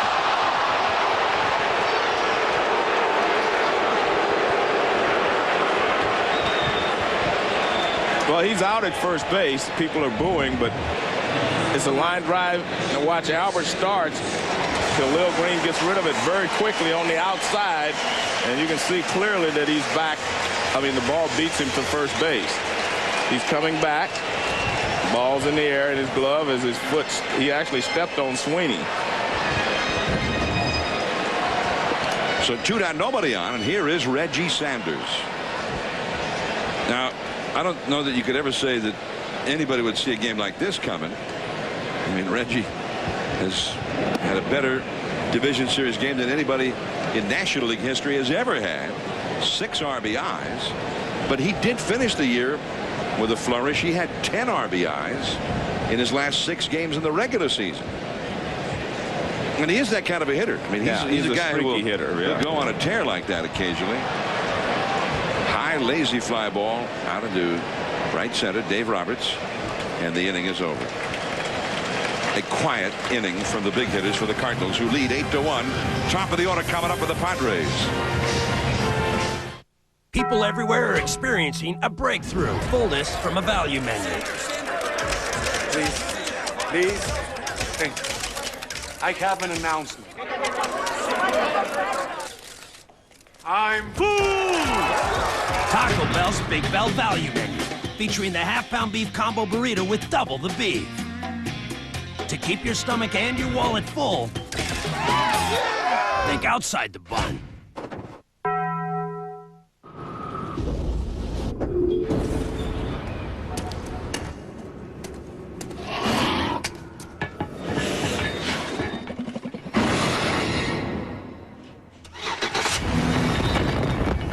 Introducing the all-new Chevy Impala. Available with a powerful 303 horsepower small block V8 that delivers a remarkable 28 miles per gallon highway. It's a whole new animal. Chevy Impala, an American revolution. Hey, all computers take you to the same internet, so why would you pay almost $24 a month to get AOL when you can get Net Zero for less than 10? And you know something? Net Zero ranks higher in customer satisfaction, so switch to Net Zero. You gelling? No telling how much I'm gelling. You gelling? I'm like mud gelling. I'm so gelling. Quit yelling. We're gelling. Right. Dr. Scholl's massaging gel insoles are so soft, they make any shoe feel outrageously comfortable. Are you gelling? Dr. Scholl's. At Samuel Adams, hops are to beer what grapes are to wine. Let's take a smell. That's why I founder Jim Cook goes to Bavaria to hand select the best hops in the world. Most other brewers just call in their orders. Only the best hops make the best tasting beer. ESPN's Major League Baseball Division Series is presented by Budweiser. Bright, crisp, clean, pure, the king of beers. And in part by Lowe's, where you'll find all your home improvement needs. Lowe's, where improving home improvement never ends. Cardinals lead this one 8-1 as we head to the 8th inning. 8 runs, 8 hits for the Cardinals. 1 run, 5 hits for the Padres. Reggie Sanders, the best RBI game ever seen in a National League Division Series game. 6 RBIs, a 2-run single in the 3rd, and a grand slam in the 5th. Jim Edmonds also a big day. 3 for 4, a homer, 3 runs scored, and a run batted in. And he's been busy out center field. He caught 6 fly balls out there. So Taguchi goes into left field, replacing Reggie Sanders as we start the 8th inning. And Dave Roberts is going to be lifted for a pinch hitter. The Padres send the veteran right-handed hitter Eric Young to the plate. And Young, a longtime leadoff man in the big leagues, looks at a called strike from Randy Flores.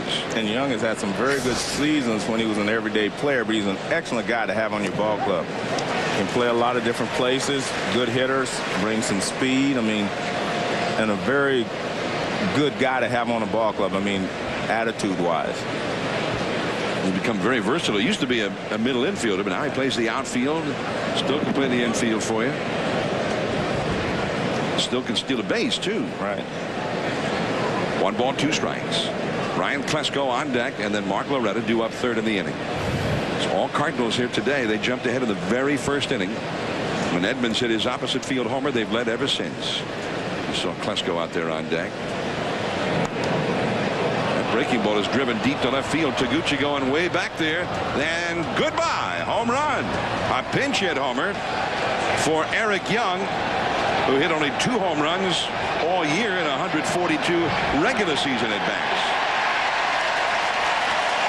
And the fans cheer as that ball gets thrown back on the field. You know, I think I'd bring an extra baseball if I want to throw it back, because there's nothing like a playoff souvenir. It looked like it was a breaking ball that kind of stayed up. It was either that or a changeup. It was an off-speed pitch, and it was up. Yeah, it was a changeup because of the way he took his stride and then he waited. And he hit it into the second deck. And the slider, a check swing by Klesko, but he went around on it. Strike 1. That guy in the middle is the one who tossed that one back. Well, it looks. Well, I thought he had another ball, but I guess not. Klesko with a foul out of play off to the left. You know, I was looking down at first base when EY went by, and Davey Lopes is the first base coach, and he patted him on the back. Davey Lopes, one of the great players in Dodger history. He was a manager for the Braves for a couple of years, the Brewers.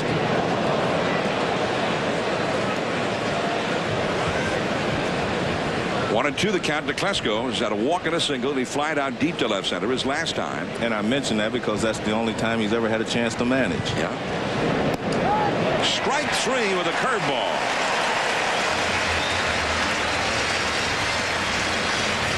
One away. Well, this is a different pitch than the one that EY hit out. That's a big breaking curveball. Eric Young had a changeup. And Klesko is called out on strikes. One down. Here is Loretta. Loretta saw more than a quarter of the pitches thrown for the day by Chris Carpenter. In his 3 at-bats, he saw 25 pitches out of the 90 that Carpenter threw. Loretta 0 for 3. That's a strike called over the outside. It's 0-2.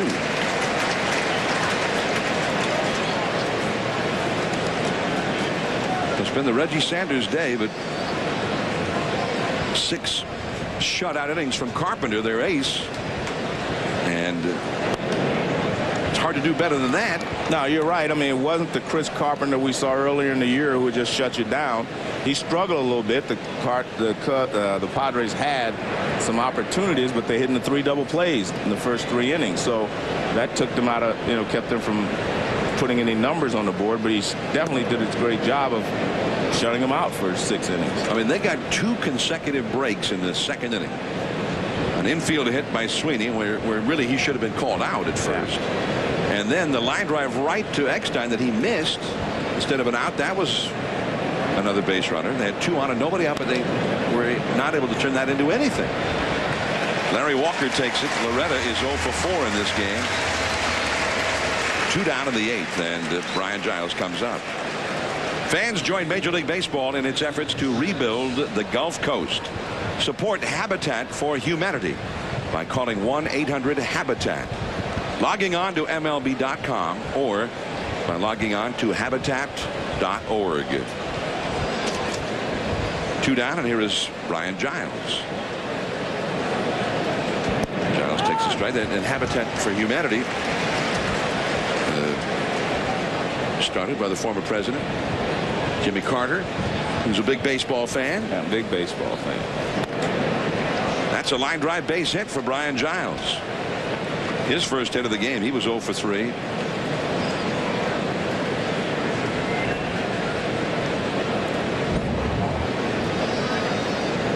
Fastball looked like pretty much in the middle of the plate, because it seems to me that Flores is just trying to make sure he throws strikes and gets ahead of the hitters, which is the thing to do, when you have a 6-run lead. Flores getting a visit from Yadier Molina. The Cardinals have activity going in their bullpen right now. As Ben Johnson, the rookie, a right-handed hitter, comes in. In the bullpen you just saw Jason Marquis and Cal Eldred, both right-handers. And now that the right-handed hitter has been put in the game, Ben Johnson, Tony La Russa is going to come in and make apparently a double switch. 8-2 Cardinals. We'll be right back. I just got this file today. We need more time. You've had this case for over 3.5 years. And I'm about to lose my home. She should call 1-800-LAW-CASH. Do you have a lawsuit? Do you need money? 1-800-LAW-CASH will get you money right now. Don't wait for your case to settle. Call 1-800-LAW-CASH. If you lose your case, you owe LAW-CASH nothing. You or your attorney should call 1-800-LAW-CASH today. We're waiting for your call. Or occupation. So call now for your free information package. Any healthy child 12 and under is eligible. No medical exam necessary. Simply answer a few questions. As a special feature, your first month's premium is $1. The Gerber Life Grow Up Plan. One quick call today can help protect your child for tomorrow. Call 1-800-554-9000. The information package is free. There's no obligation. Call 1-800-554-9000. Tiger Woods is looking for his 4th American Express championship, but standing in his way are Phil Mickelson and Vijay Singh. The American Express Championship. Live coverage begins Thursday at 1:30 Eastern on ESPN. Nothing outperforms Gillette M3 Power Nitro. Push the button and feel the boost in performance. Gillette's battery-powered motor sends micropulses to the patented Power Glide blades. Get unsurpassed comfort and the world's best shave. M3 Power blows away the competition. You'll be blown away, or Gillette will give you your money back, guaranteed. Try Gillette M3 Power, the world's best shave, or your money back. Back to St. Louis shortly. Francona and Guillen. What do you think they're talking about, Robert? Well, they're saying, I got to get in your bullpen before you get into mine. That game's coming up. Here are the starters, Clement and Contreras. Contreras has been very good the last half of this year, but he has struggled against the Red Sox. So which Contreras do we see, Crucky? I hope for the White Sox sake, you're going to see the guy who won 8 straight, not the guy who pitched in New York against the Red Sox and got lit up. Can Boston be in his head, or is that past? Definitely. They've seen him enough. It could be in his head. That comes up top of the hour. We'll go back to St. Louis for the team the Red Sox beat last year. All right, guys, 8-2 Cardinals over the Padres here. And I agree with what Harold Reynolds says. I'm going to get in your bullpen before you can get into mine. Yeah. I guarantee you that was in the back of both of their minds. Cal Eldred on to pitch, and it is interesting, though, the little subplot there, because Contreras came up with the Yankees. The Red Sox actually got into a bidding war against the Yankees. They tried to sign him as well. The Yankees got him. That led to the evil empire comment by I think that Larry was part Lucchino. of it. John Mabry now in left field, part of the double switch, as Taguchi just came on for a few batters here to play left field, and now he's gone. Mabry hitting the 9th spot, and Cal Eldred in the 5th spot. Anyway, then Contreras could not beat Robert Fick, by the way, is now the pinch hitter for the guy who had been the pinch hitter. So Fick now taking ball 1.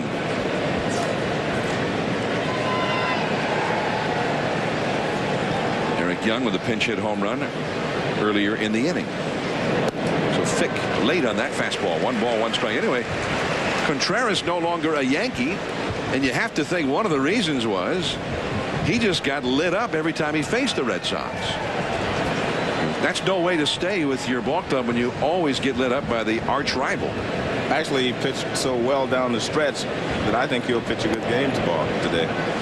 And Giles took off. They were not holding against Giles at first, so they were giving him second base, so he went ahead and took it.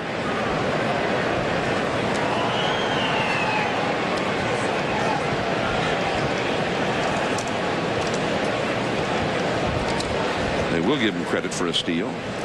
Now that's an official score right after our own hearts. Yeah, but I mean, how can you give a guy an error on the other ball and then give him a steal on this one? I mean, when there's no effort to throw out a guy, generally in this kind of a situation, it's called fielder's indifference. Yeah, because it was so far. I mean, they weren't even holding him on. 8-2 the score. So Ben Johnson, the rookie, came up, and he in turn has been lifted for Robert Fick, a veteran.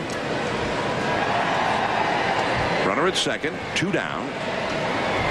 Ramon Hernandez on deck, and that is low and inside. Well, the one thing you can't do is come in with a large lead and walk people. I mean, that's how you fuel a comeback for the opposition. Make them earn everything they get. Now, Ramon Hernandez, we mentioned earlier, he had some great games down the stretch. He hit a 3-run homer to beat Washington in an extra inning game very late in the season. And then against the Giants, and the Giants were threatening to get to within 2 games of them, Ramon Hernandez had a 7 RBI game. He drove in 7 runs in the first 4 innings of a game against the Giants. And that was just 1 week ago today. It was his greatest game in the big leagues. And look at that, since the 22nd of July, that's about the time he got off the disabled list, hitting .354. The big curveball. Quickly, he's behind Eldred, 0-2.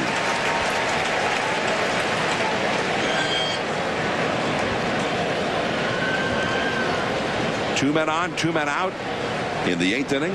Ramon Hernandez, 1 for 3 in the game, has been safe on an error by Eckstein. He's grounded into a double play, and he singled his last time. 0-2 pitch. And the big dropping curveball in the dirt outside. 1-2. This is the 11th time that postseason play has been staged in Busch Stadium. This ballpark. This is the 40th year of baseball here. The multi-purpose ballparks went into business back in 1966. ball just missing. Throw down to first. Diving safely back was Fick. 2-2. Yadier Molina, you got to respect his arm. He's got a cannon. And from Busch Stadium, we can see the light standards just outside for the new yard that will open next spring. In the dirt. So from 0-2, it's gone to 3-2 now to Hernandez. And Hernandez, he had 12 home runs for the year, hit 290, only had 369 at bats. He missed a huge chunk of the season. But he is dangerous right now, especially he's been swinging the bat the best he's swung in a long time recently. Now the catcher Molina's going to run out and talk to Cal Eldred here. Later today, the Red Sox and White Sox, it won't be long now. They'll be underway on the south side of Chicago. Matt Clement up against Jose Contreras right here on ESPN, 4 Eastern, 3 Central Time. Then the Yankees and Angels tonight on the Fox Network at 8 Eastern, 5 Pacific. Mike Messina and Bartolo Colon here on ESPN. The MLB Division Series games are available in high definition on ESPN HD. Clement and Contreras.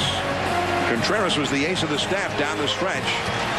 It's coming up 4 Eastern, 3 Central, right here on ESPN.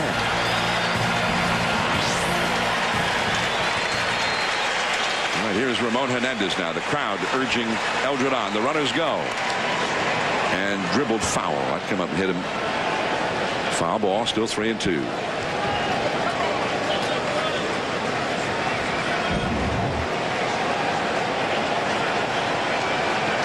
After Molina went out to talk to Eldred, Ed Montague went in and said, hey, let's play ball. What do you think? They had a playful moment there.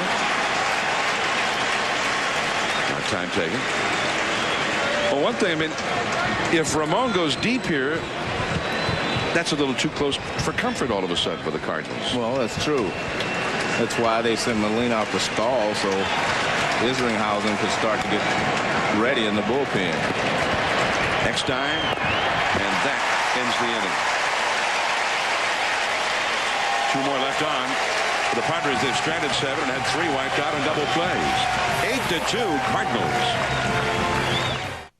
Hey, congrats, Harold. I hear they're sending you to L.A. for the negotiation. Why him? Because he can convince anybody of anything. That's not true. You're No, that's not true. He's right. It's not true at all. I don't know what I said. Actually, I was being modest. It is true. Yeah, right. He's right. That is true. Yeah. Right. Hey, Yeah. can you give me some papaya? Sure. Yeah. Coming right up. They chose you for a reason, and you chose Embassy Suites for a reason, like our spacious 2 rooms. Embassy Suites Hotels. Right now, you can get up to $500 off select John Deere riding lawn tractors, plus no interest and no payments until April 2006. But hurry into your nearest John Deere dealer because this window of opportunity will soon be closed. I went through a lot of hard times trying to get better at my game. I have shown to my teammates I never give up.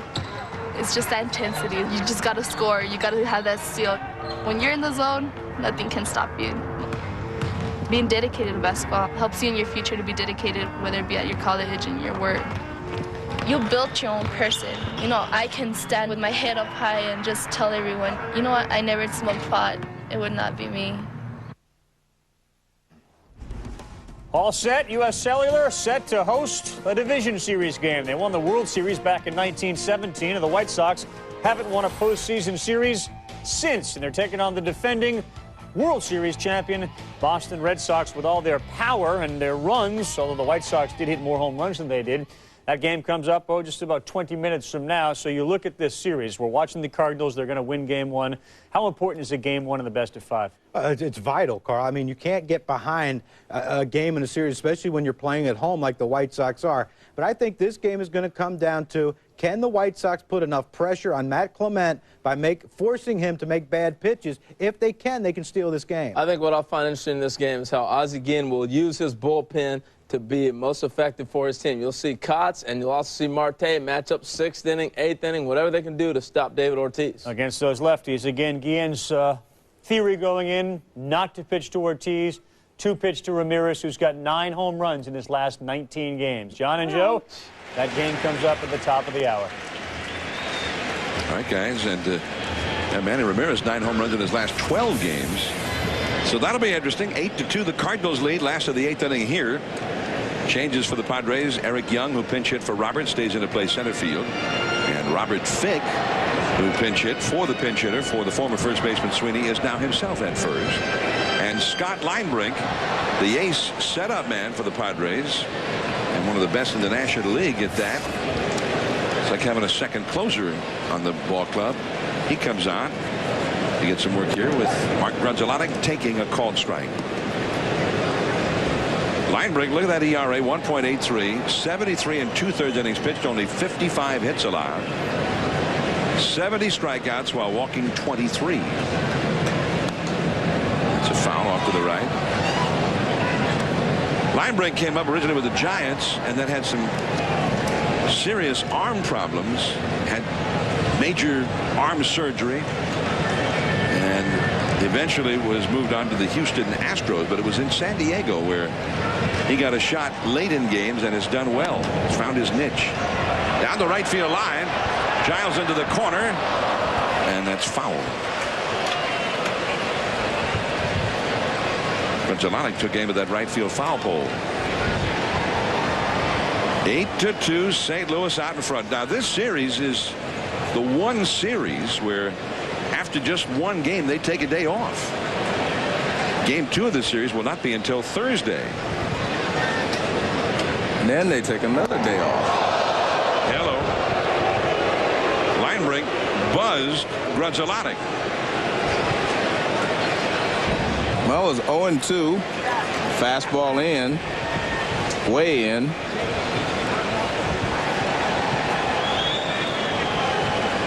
And La Russa tried to get out of the way for him. See, and Tony a little upset about that. And he comes back with a curve lined right to Robert Fick. Not actually right at him. He had to move a little bit and move quickly to snare it. Now the Chevrolet player of the game. And it's not hard to pick one here. Reggie Sanders. He had 2 hits, including a 2-run single and a grand slam, a National League Division Series record, 6 RBIs. And in recognition of Reggie's outstanding play, Chevrolet will make a $1,000 contribution to the Boys and Girls Clubs of America. Congratulations to Reggie. What a day. Abraham Nunez. You know, Reggie had played on a lot of good teams, been in a lot of postseasons, but he was always baseball's pilgrim. Every year he was with a new team. Well, he'd hit 20-plus home runs, and then he'd move to another team, hit 20-plus home runs, he'd move to another team. But the Cardinals like him, and he had a multi-year contract here for the first time in the last few years. Abraham Nunez strikes out. Yeah, he came to the Cardinals, and the Cardinals wanted him back. Now, we mentioned 6 RBIs. That's a record in the National League Division Series. In the American League, there have been 4 players who have had as many as 7 RBIs in a game, as La Russa and Dave Duncan huddle in the dugout. Dave Duncan, the longtime pitching coach for Tony La Russa, not just here in St. Louis, but prior to that in Oakland. And his son, Chris Duncan, hit a home run here on Sunday. Yeah. He's, you know, he was signed by the Cardinals and was brought up and hit a home run in front of his dad. Yadier Molina's got a single to left, taken by Klesko on a bounce. So Molina's got his first hit. The younger brother of the Angels Molinas. They have 2 of the brothers, Benji and Jose Molina. And I remember several years ago, Benji Molina telling me, he says, hey, the best is our kid brother, Yadier. He's the guy. Although Benji had a pretty good year this year with the bat. John Mabry, the hitter, hitting in the 9th spot of the order, takes ball 1. I remember the Martinez brothers telling me that Ramon and Pedro said their younger brother, who was a left-handed pitcher in the Dodgers organization, was going to be better than all of them. That was going to be something. if that was the case, but he has not made it. I mean, how good would he have had to be the best? To be better than those two guys, you know. Both of them won 20 games. Both of them. I mean, how do you don't know how you're going to be much better. Must have. If he was left-handed, I guess that was going to make him better. Tougher to steal on, maybe. Yeah. 1-1 the count to Mabry. Up the middle, base hit.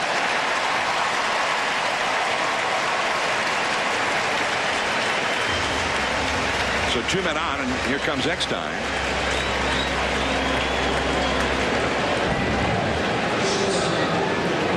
Fastball actually probably off the plate outside. He reaches out and lines it right back through the middle for a base hit.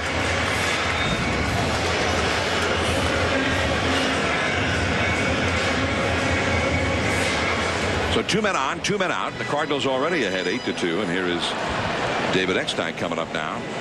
By the way, who are the guys with 7 RBIs in American League Division Series play in a single game? The only 4 guys ever to have more than Sanders had here today. Sanders had 6. Edgar Martinez for Seattle in the game against the Yankees in '95. Mo Vaughn of the Red Sox in '98. John Valentin of the Red Sox in '99. And Troy O'Leary of the Red Sox the next day in '99. That must have been that series where the Red Sox scored all those runs against the Cleveland Indians. Well, in one game they had, what, 22, 23 runs in a game. And they needed Pedro to save them in the end. Pedro came in and threw 6 shutout innings, and he was ailing. Playing tight to Eckstein.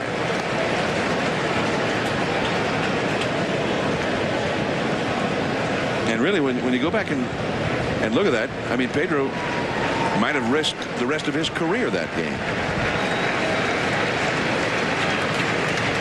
2-1 the count to Eckstein. He's 1 for 4 in the game. 2-2 the count. Eckstein noted Tony La Russa before the game says what he didn't realize about, he knew all the little things about Eckstein because he'd seen him a lot, especially in 2002 when Eckstein was in the postseason. But he said what he didn't realize was just how tough he really was. And I think he was speaking of mentally tough. He said nothing seems to bother him. You know, I don't care if things go against him. It doesn't get him down, or he just seems to be able to handle anything mentally. In fact, when he says he's the toughest guy he ever saw. The toughest guy. Yeah. And he's had a lot of good players on his team. A lot of mentally tough players as well. But he said this guy was the most mentally tough of all the guys he's ever seen. You know? Now you're adding mentally. I don't remember Tony saying mentally. He said the toughest, but I mean you can't. That's what he was talking about. He said nothing bothers him. When you say nothing bothers him, that's what it means. To me, anyway, that's what it means. If you say nothing bothers him, if things go against him, it doesn't seem to affect him. Well, there's Whitey Eckstein, David's father. I don't think he meant the toughest physically now. I thought he was telling me not to pick a fight with him. No, I would take, he's had Dave Stewart, he's had McGuire, he's had some tough physical guys. We're heading to the 9th inning now. Khalil Green coming up. 8-2 Cardinals. So what's different about Budweiser Select? Good question. First, we start with a blend of the finest hand-selected North American and Bavarian hop varieties picked straight from the vine. Then we take the time to brew Budweiser Select longer. So you get a beer with light beer stats and a distinct bold taste that finishes clean. So why settle for anything less? Be selective. Want the best in wireless? Look no further than your neighborhood Radio Shack. From the best name brand phones to the best wireless carriers, we've got it all. And now, during our Best of the Best wireless sale, get the best for even less. Like this new Verizon Wireless VX5200 camera phone by LG, just $29.99 with new 2-year agreement. You'll also enjoy the best customer service. That's why our sales associates are #1 in wireless customer satisfaction. And why we sell more wireless than any other consumer electronics retailer at Radio Shack. They have passed this way before. The journeymen and women who make their meeting, who make their mark. We know them well and pay homage with Wi-Fi, with 24-hour markets, With ergonomic 360-degree swiveling desk chairs, we've learned from their legion and remade ourselves in their image. These are the fruits of your labor. Enjoy. Wrigley Field dark. You're looking live at the other side of Chicago. The White Sox getting set to open up another postseason series. They'll take on the Red Sox. Boston being introduced soon, Chicago, and the game comes your way right here at the top of the hour. Okay, Carl. And the blue sky, although we're not seeing any of the benefits of that in the ballpark right now. The sun itself is being hidden by a cloud. Well, Tony La Russa has had a role in this ball game. Padres in the third inning had runners at first and second, 2 fast runners, and he ordered the third baseman not to cover when they broke. And Joe, that turned into a big double play, and then he gave Reggie Sanders the go-ahead on 3-0 with the bases loaded, and Reggie went ahead and slugged a grand slam, a 4-run homer. So La Russa. Well, the 2 decisions that we've seen, that had an effect on the game were those 2. He's made some other ones, of course. But, as the old saying goes, I don't think you're going to outwork Tony La Russa. Doesn't mean that all of his moves are going to work all the time, but he's always going to have an idea or a reason why he does something. And Bruce Bochy is the same way. I really like, I played with Bruce Bochy. We were teammates, so I know him a little better in that, I always knew where Bruce's head was, and it doesn't surprise me that he's become an excellent manager. Khalil Green down the left field line. That's his first hit of the game. Having to go in after it now is Mabry, as Green has a double. He had an RBI with a fly ball in the 7th, and is now 1 for 3. When they reconvene here at Busch Stadium on Thursday, Pedro Astacio, who had been cut loose by the Texas Rangers earlier. The Padres had desperate need for a starter. They brought him in, and he did well for them. Mark Mulder will go, the former Oakland Athletics ace lefty, along with Barry Zito and the right-hander Tim Hudson. They were the big 3. And Mulder was brought over, and a little more depth and the big game experience to this rotation after what they saw in the postseason last year. So he'll make his postseason debut for the Cardinals on Thursday against Astacio. Let's go down to Gary Miller right now. One of the things that's an advantage for them, John, is that Mulder going to the lefty in game 2, that takes Dave Roberts out of their lineup. As I mentioned earlier in the game, their record is much stronger when he plays. Eric Young, who's not as good defensively, would lead off, although he's got a home run today. But that changes the Padre lineup quite a bit when you get a lefty going against him and Roberts is out of there. Well, that's a good point. Here's Randa. The sun breaks through. Padres in games started against them this year by lefties had a losing record. What I found interesting is that they chose Astacio to go to second game, meaning the Padres. And when we talked to him, they basically said that this guy battles you, and he's always found a way to get you deep into the ball game. He said even when he pitched for the Rockies, he may give up 5 runs, but he would stay out there and battle and get you to the 6th inning or the 7th inning, and that's what they're looking for to get to their bullpen, because they have such a set bullpen. So Astacio is going to be the guy, and as you mentioned, when he came over, he pitched very, very well, and it was a year. It's been a year since the surgery. Well, not quite a year, but he had surgery, and they said he was still recovering, and now they think that he's back to normal. Well, he certainly knows how to pitch. I saw him pitch last week, Joe, against the Giants. And he'd not throw 95 miles an hour, but he got a great changeup, and he can still throw that big hook. And he knows how to change. He knows how to pitch. Right center field. Walker chasing it. Ooh, nice catch. Man, that's why he won Gold Gloves in Colorado. I mean, he can run the ball down with the best of them. Excellent play there by Walker, and remember, he's got a sore neck and shoulder, so he had to reach up and make the catch on the run. I mean, he goes a long ways for this ball too. Look at this. Reaches over his shoulder, but he actually took the perfect angle. See, he didn't have to reach back over his shoulder. He got to it as quickly as he possibly could. He took the perfect angle to get to that ball. Well, there were a few years in the National League where the Gold Glove had his name on it. Yeah. I mean, there was no better right fielder. There were some good ones, but nobody was better in the National League in right field than Larry Walker. Now Damian Jackson is the pinch hitter for Scott Linebrink. With Eric Young out on deck. We're in the 9th inning. 1 out, a runner at second. That's a strike call on the inside. 1 ball, 1 strike to Jackson. Remember, Jackson, the year before last, was with the Red Sox. And it was the guy that they put in to do the job that Dave Roberts did for them last year, late in the season, when they needed a steal or they needed some speed in the base paths. But probably for Red Sox fans, they remember him more for going out and banging heads with Johnny Damon at the Coliseum. Damian Jackson can cover a lot of ground. He's been playing for a long time in the big leagues. Not a power hitter, not at all. That's his game right there. Base hit right through, and Khalil Green, with the ball hit in front of him, held up for a moment to make sure it went through, so he gets only to third base. So 1st and 3rd, 1 out, and now Eric Young is coming up, and La Russa calling down to the bullpen. Well, he just wanted to make sure that Isringhausen was ready, and he says he's ready, so here comes Tony. So Isringhausen will get the call, and again, all of these guys, he does not have to worry about pitching the guy today. There's no game tomorrow. If it had been a tight ball game, he might have used Isringhausen during the 8th inning at some point. So that's it for Eldred. Isringhausen coming in. 2 men on, 1 man out. 8-2 Cardinals. Everyone sits where he sat before. You wear the same unwashed jersey.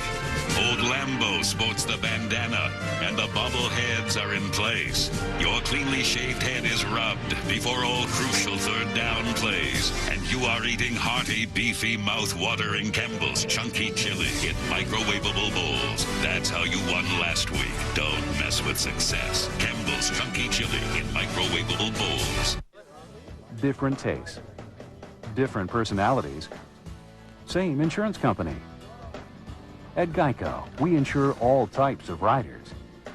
Geico, 1 call could save you money on your motorcycle insurance, too. Who is that? I think that's her brother. Same family. Nice bike. Different bikes. Same insurance company.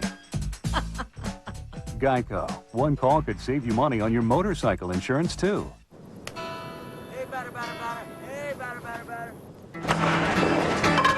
First base, $58. Second base, 630 pesos. Third base, 300,000 yen. Home, priceless. There are some things money can't buy. For everything else, there's MasterCard. Fan of the game, wherever there's a game.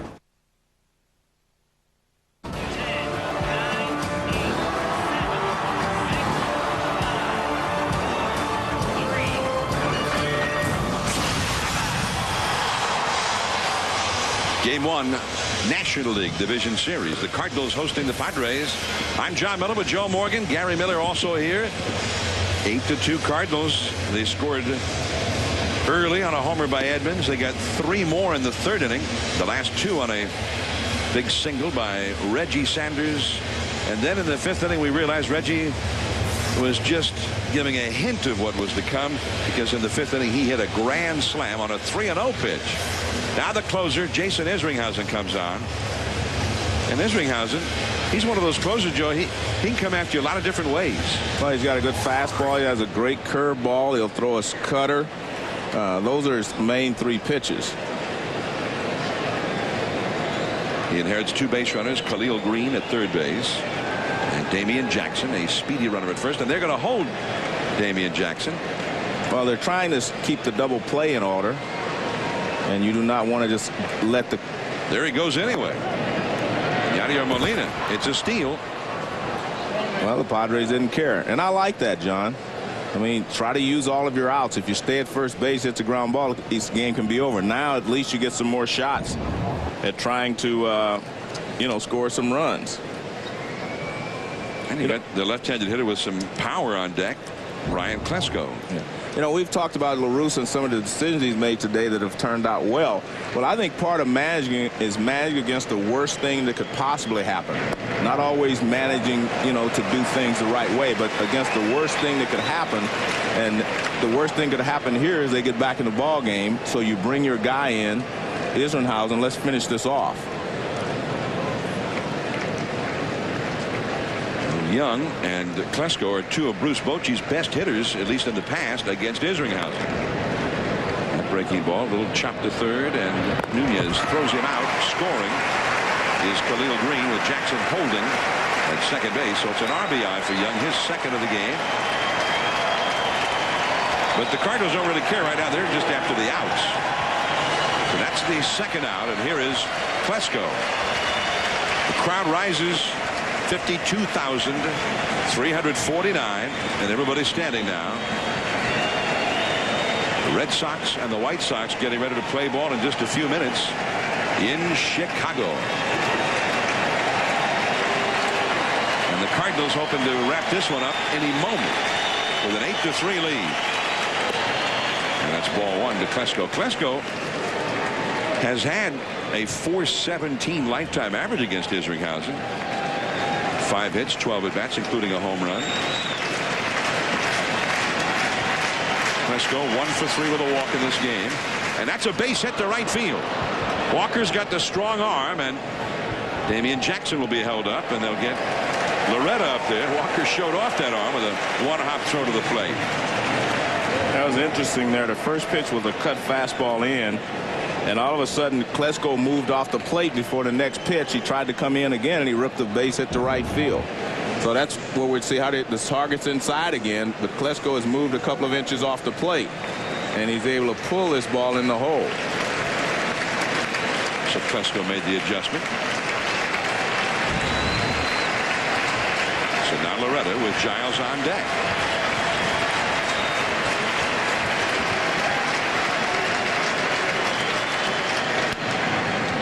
That's a foul ball, third base side. They would still, they're down so far, they would need to get 2 more men on base to be able to send the possible tying run to the plate. Really interesting, John. The Padres have 10 base hits today. So do the Cardinals. But the difference is the Cardinals have played long ball, and the Padres have not been able to do the same with runners on. That's a base hit. Next time made a dive, couldn't get it. Coming in to score is Damian Jackson. Klesko stops at second. Now Giles, the Padres' best hitter, and they're best at getting on base. And if he gets on base, the possible tying run will come to the plate. And no matter what happens, you know, they're still probably not going to be able to score enough runs. But the point still remains is now they can take something positive away from this game to use on Thursday. Hey, we've out-hit the Cardinals. We actually out-hit them, but we didn't win the ball game. Let's go out and see if we can out-hit them and win a game. Curveball ran away to Brian Giles. Giles led the league in getting walks. He walked 119 times. He's got a .423 on-base average. Fastball away. 2-0. Giles has never had a hit against Isringhausen in 9 career at-bats against him. Although I would guess he's probably had some walks. The man gets walks. Yes, he gets walks. And if he walks here, then that'll bring, what was that, 8-4 to bring, still won't have a tying run. If he gets on, Robert Fick will be the possible tying run. Right. He's on deck. Right now, they're a grand slam away from tying it up. And that would set up a grand slam. That one is drilled to center. That's a base hit. Klesko, he runs through a stop sign and scores easily. Pichino is trying to stop him. Klesko said, "What for?" So it is 8-5, and Robert Fick will come up as the possible tying run. Well, again, you know, there are positives. If you're the Padres now, you don't say we came in here and got beat up 8-0. If they would have kept it at that area, then you would have been having a bad feeling about Thursday's game. But today, now that you're back in here, 8-5 with a chance to tie it, you feel good about yourself. feel better about yourself than you would have. Wow, how's this for irony? Isringhausen, the closer, comes in, and that's when the Padres get close. Yeah.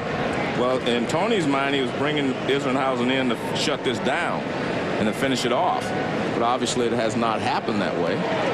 Well, some closers are a lot better when it's 8-5 than when it's 8-2. Well, I've heard that, John, but if you're coming in the first game of a playoff, my adrenaline's flowing. I don't care what the score is. Well, now Fick only hit 3 home runs this year, but he's been a home run hitter in the past. And Fick is 2 for 3 lifetime against Isringhausen. Only faced him 3 times, but had hits twice. Well, if you're Fick, you sit there and you look for a fastball or that cutter and try to drive it. You take the curveball out of the equation on the first pitch. Isringhausen's best pitch is his curveball, but you don't look for that on the first pitch. You look for something you can drive. Not necessarily have to hit a home run. You're trying to get an extra base hit, so you put yourself in the scoring position. That's what he does. He rakes it. He rakes it into right field. And again, Piccolo stops a sure run from scoring. Loretta would have scored easily. The right fielder Walker was conceding the run, and still Piccolo held up Loretta. Loretta, unlike Klesko, decided to heed his advice. And this is what I say. You sit there, look for a fastball first pitch, you get it, and you go ahead and hammer it. And smart hitting there by Fick. Now the tying run's on at first base, so they have to, if you're the Cardinals, you have to make sure the ball stays in front of you. You see Piccolo just telling them to stop. And, you know, looking at it from Piccolo's perspective, it doesn't matter. Yeah. You know, one more run is not going to matter. We need 3 runs. It's you and the guys behind you we have to get home. Right. The Cardinals bullpen gets busy. Here is Ramon Hernandez, the hottest RBI man down the stretch for the Padres. And it's 0-1, that cutter down and away. And there what you have to do if you're Isringhausen. You can't sit there and throw another fastball down the middle. I knew he would do that to Fick, and Fick knew it as well, and he drilled it. But here you got to pitch to this guy. Well, one of their great games down the stretch, they came from a 5-0 deficit in the 9th inning against Washington and won a game. Same pitch, same result, 0-2. And he hasn't seen his best pitch yet, which is a curveball. But if you're Isringhausen, I mean, you got to throw him another one. Just make it even worse if that's the case. 8-5 Cardinals. It was once 8-0. 3 runs are in for the Padres here in the 9th, and the bases are loaded. The possible tying run is at first base in the person of Robert Fick. 0-2. And he chases still further. Strike 3, and the ball game is over.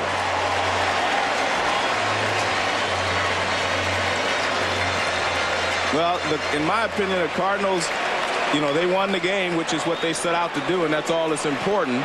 The score is not that important if you're the Cardinals, but you would have felt much better about yourself if you wouldn't have had to struggle in the 9th inning. 8-5 the final. The Red Sox and White Sox are coming up next. Now for Joe Morgan, Gary Miller, and our entire ESPN crew, this is John Miller. Thanks for tuning in. Red Sox, White Sox next. Now back to the studio. Carl Ravitch, Harold Reynolds, John Kruk, and Peter Gammons. Hi, thank you very much. You'll hear from John and Peter and Harold during the course of the White Sox-Red Sox game. Folks, you haven't missed first pitch yet. The sun is shining, the White Sox are on the field, and the Red Sox are coming to bat. Stay tuned all day.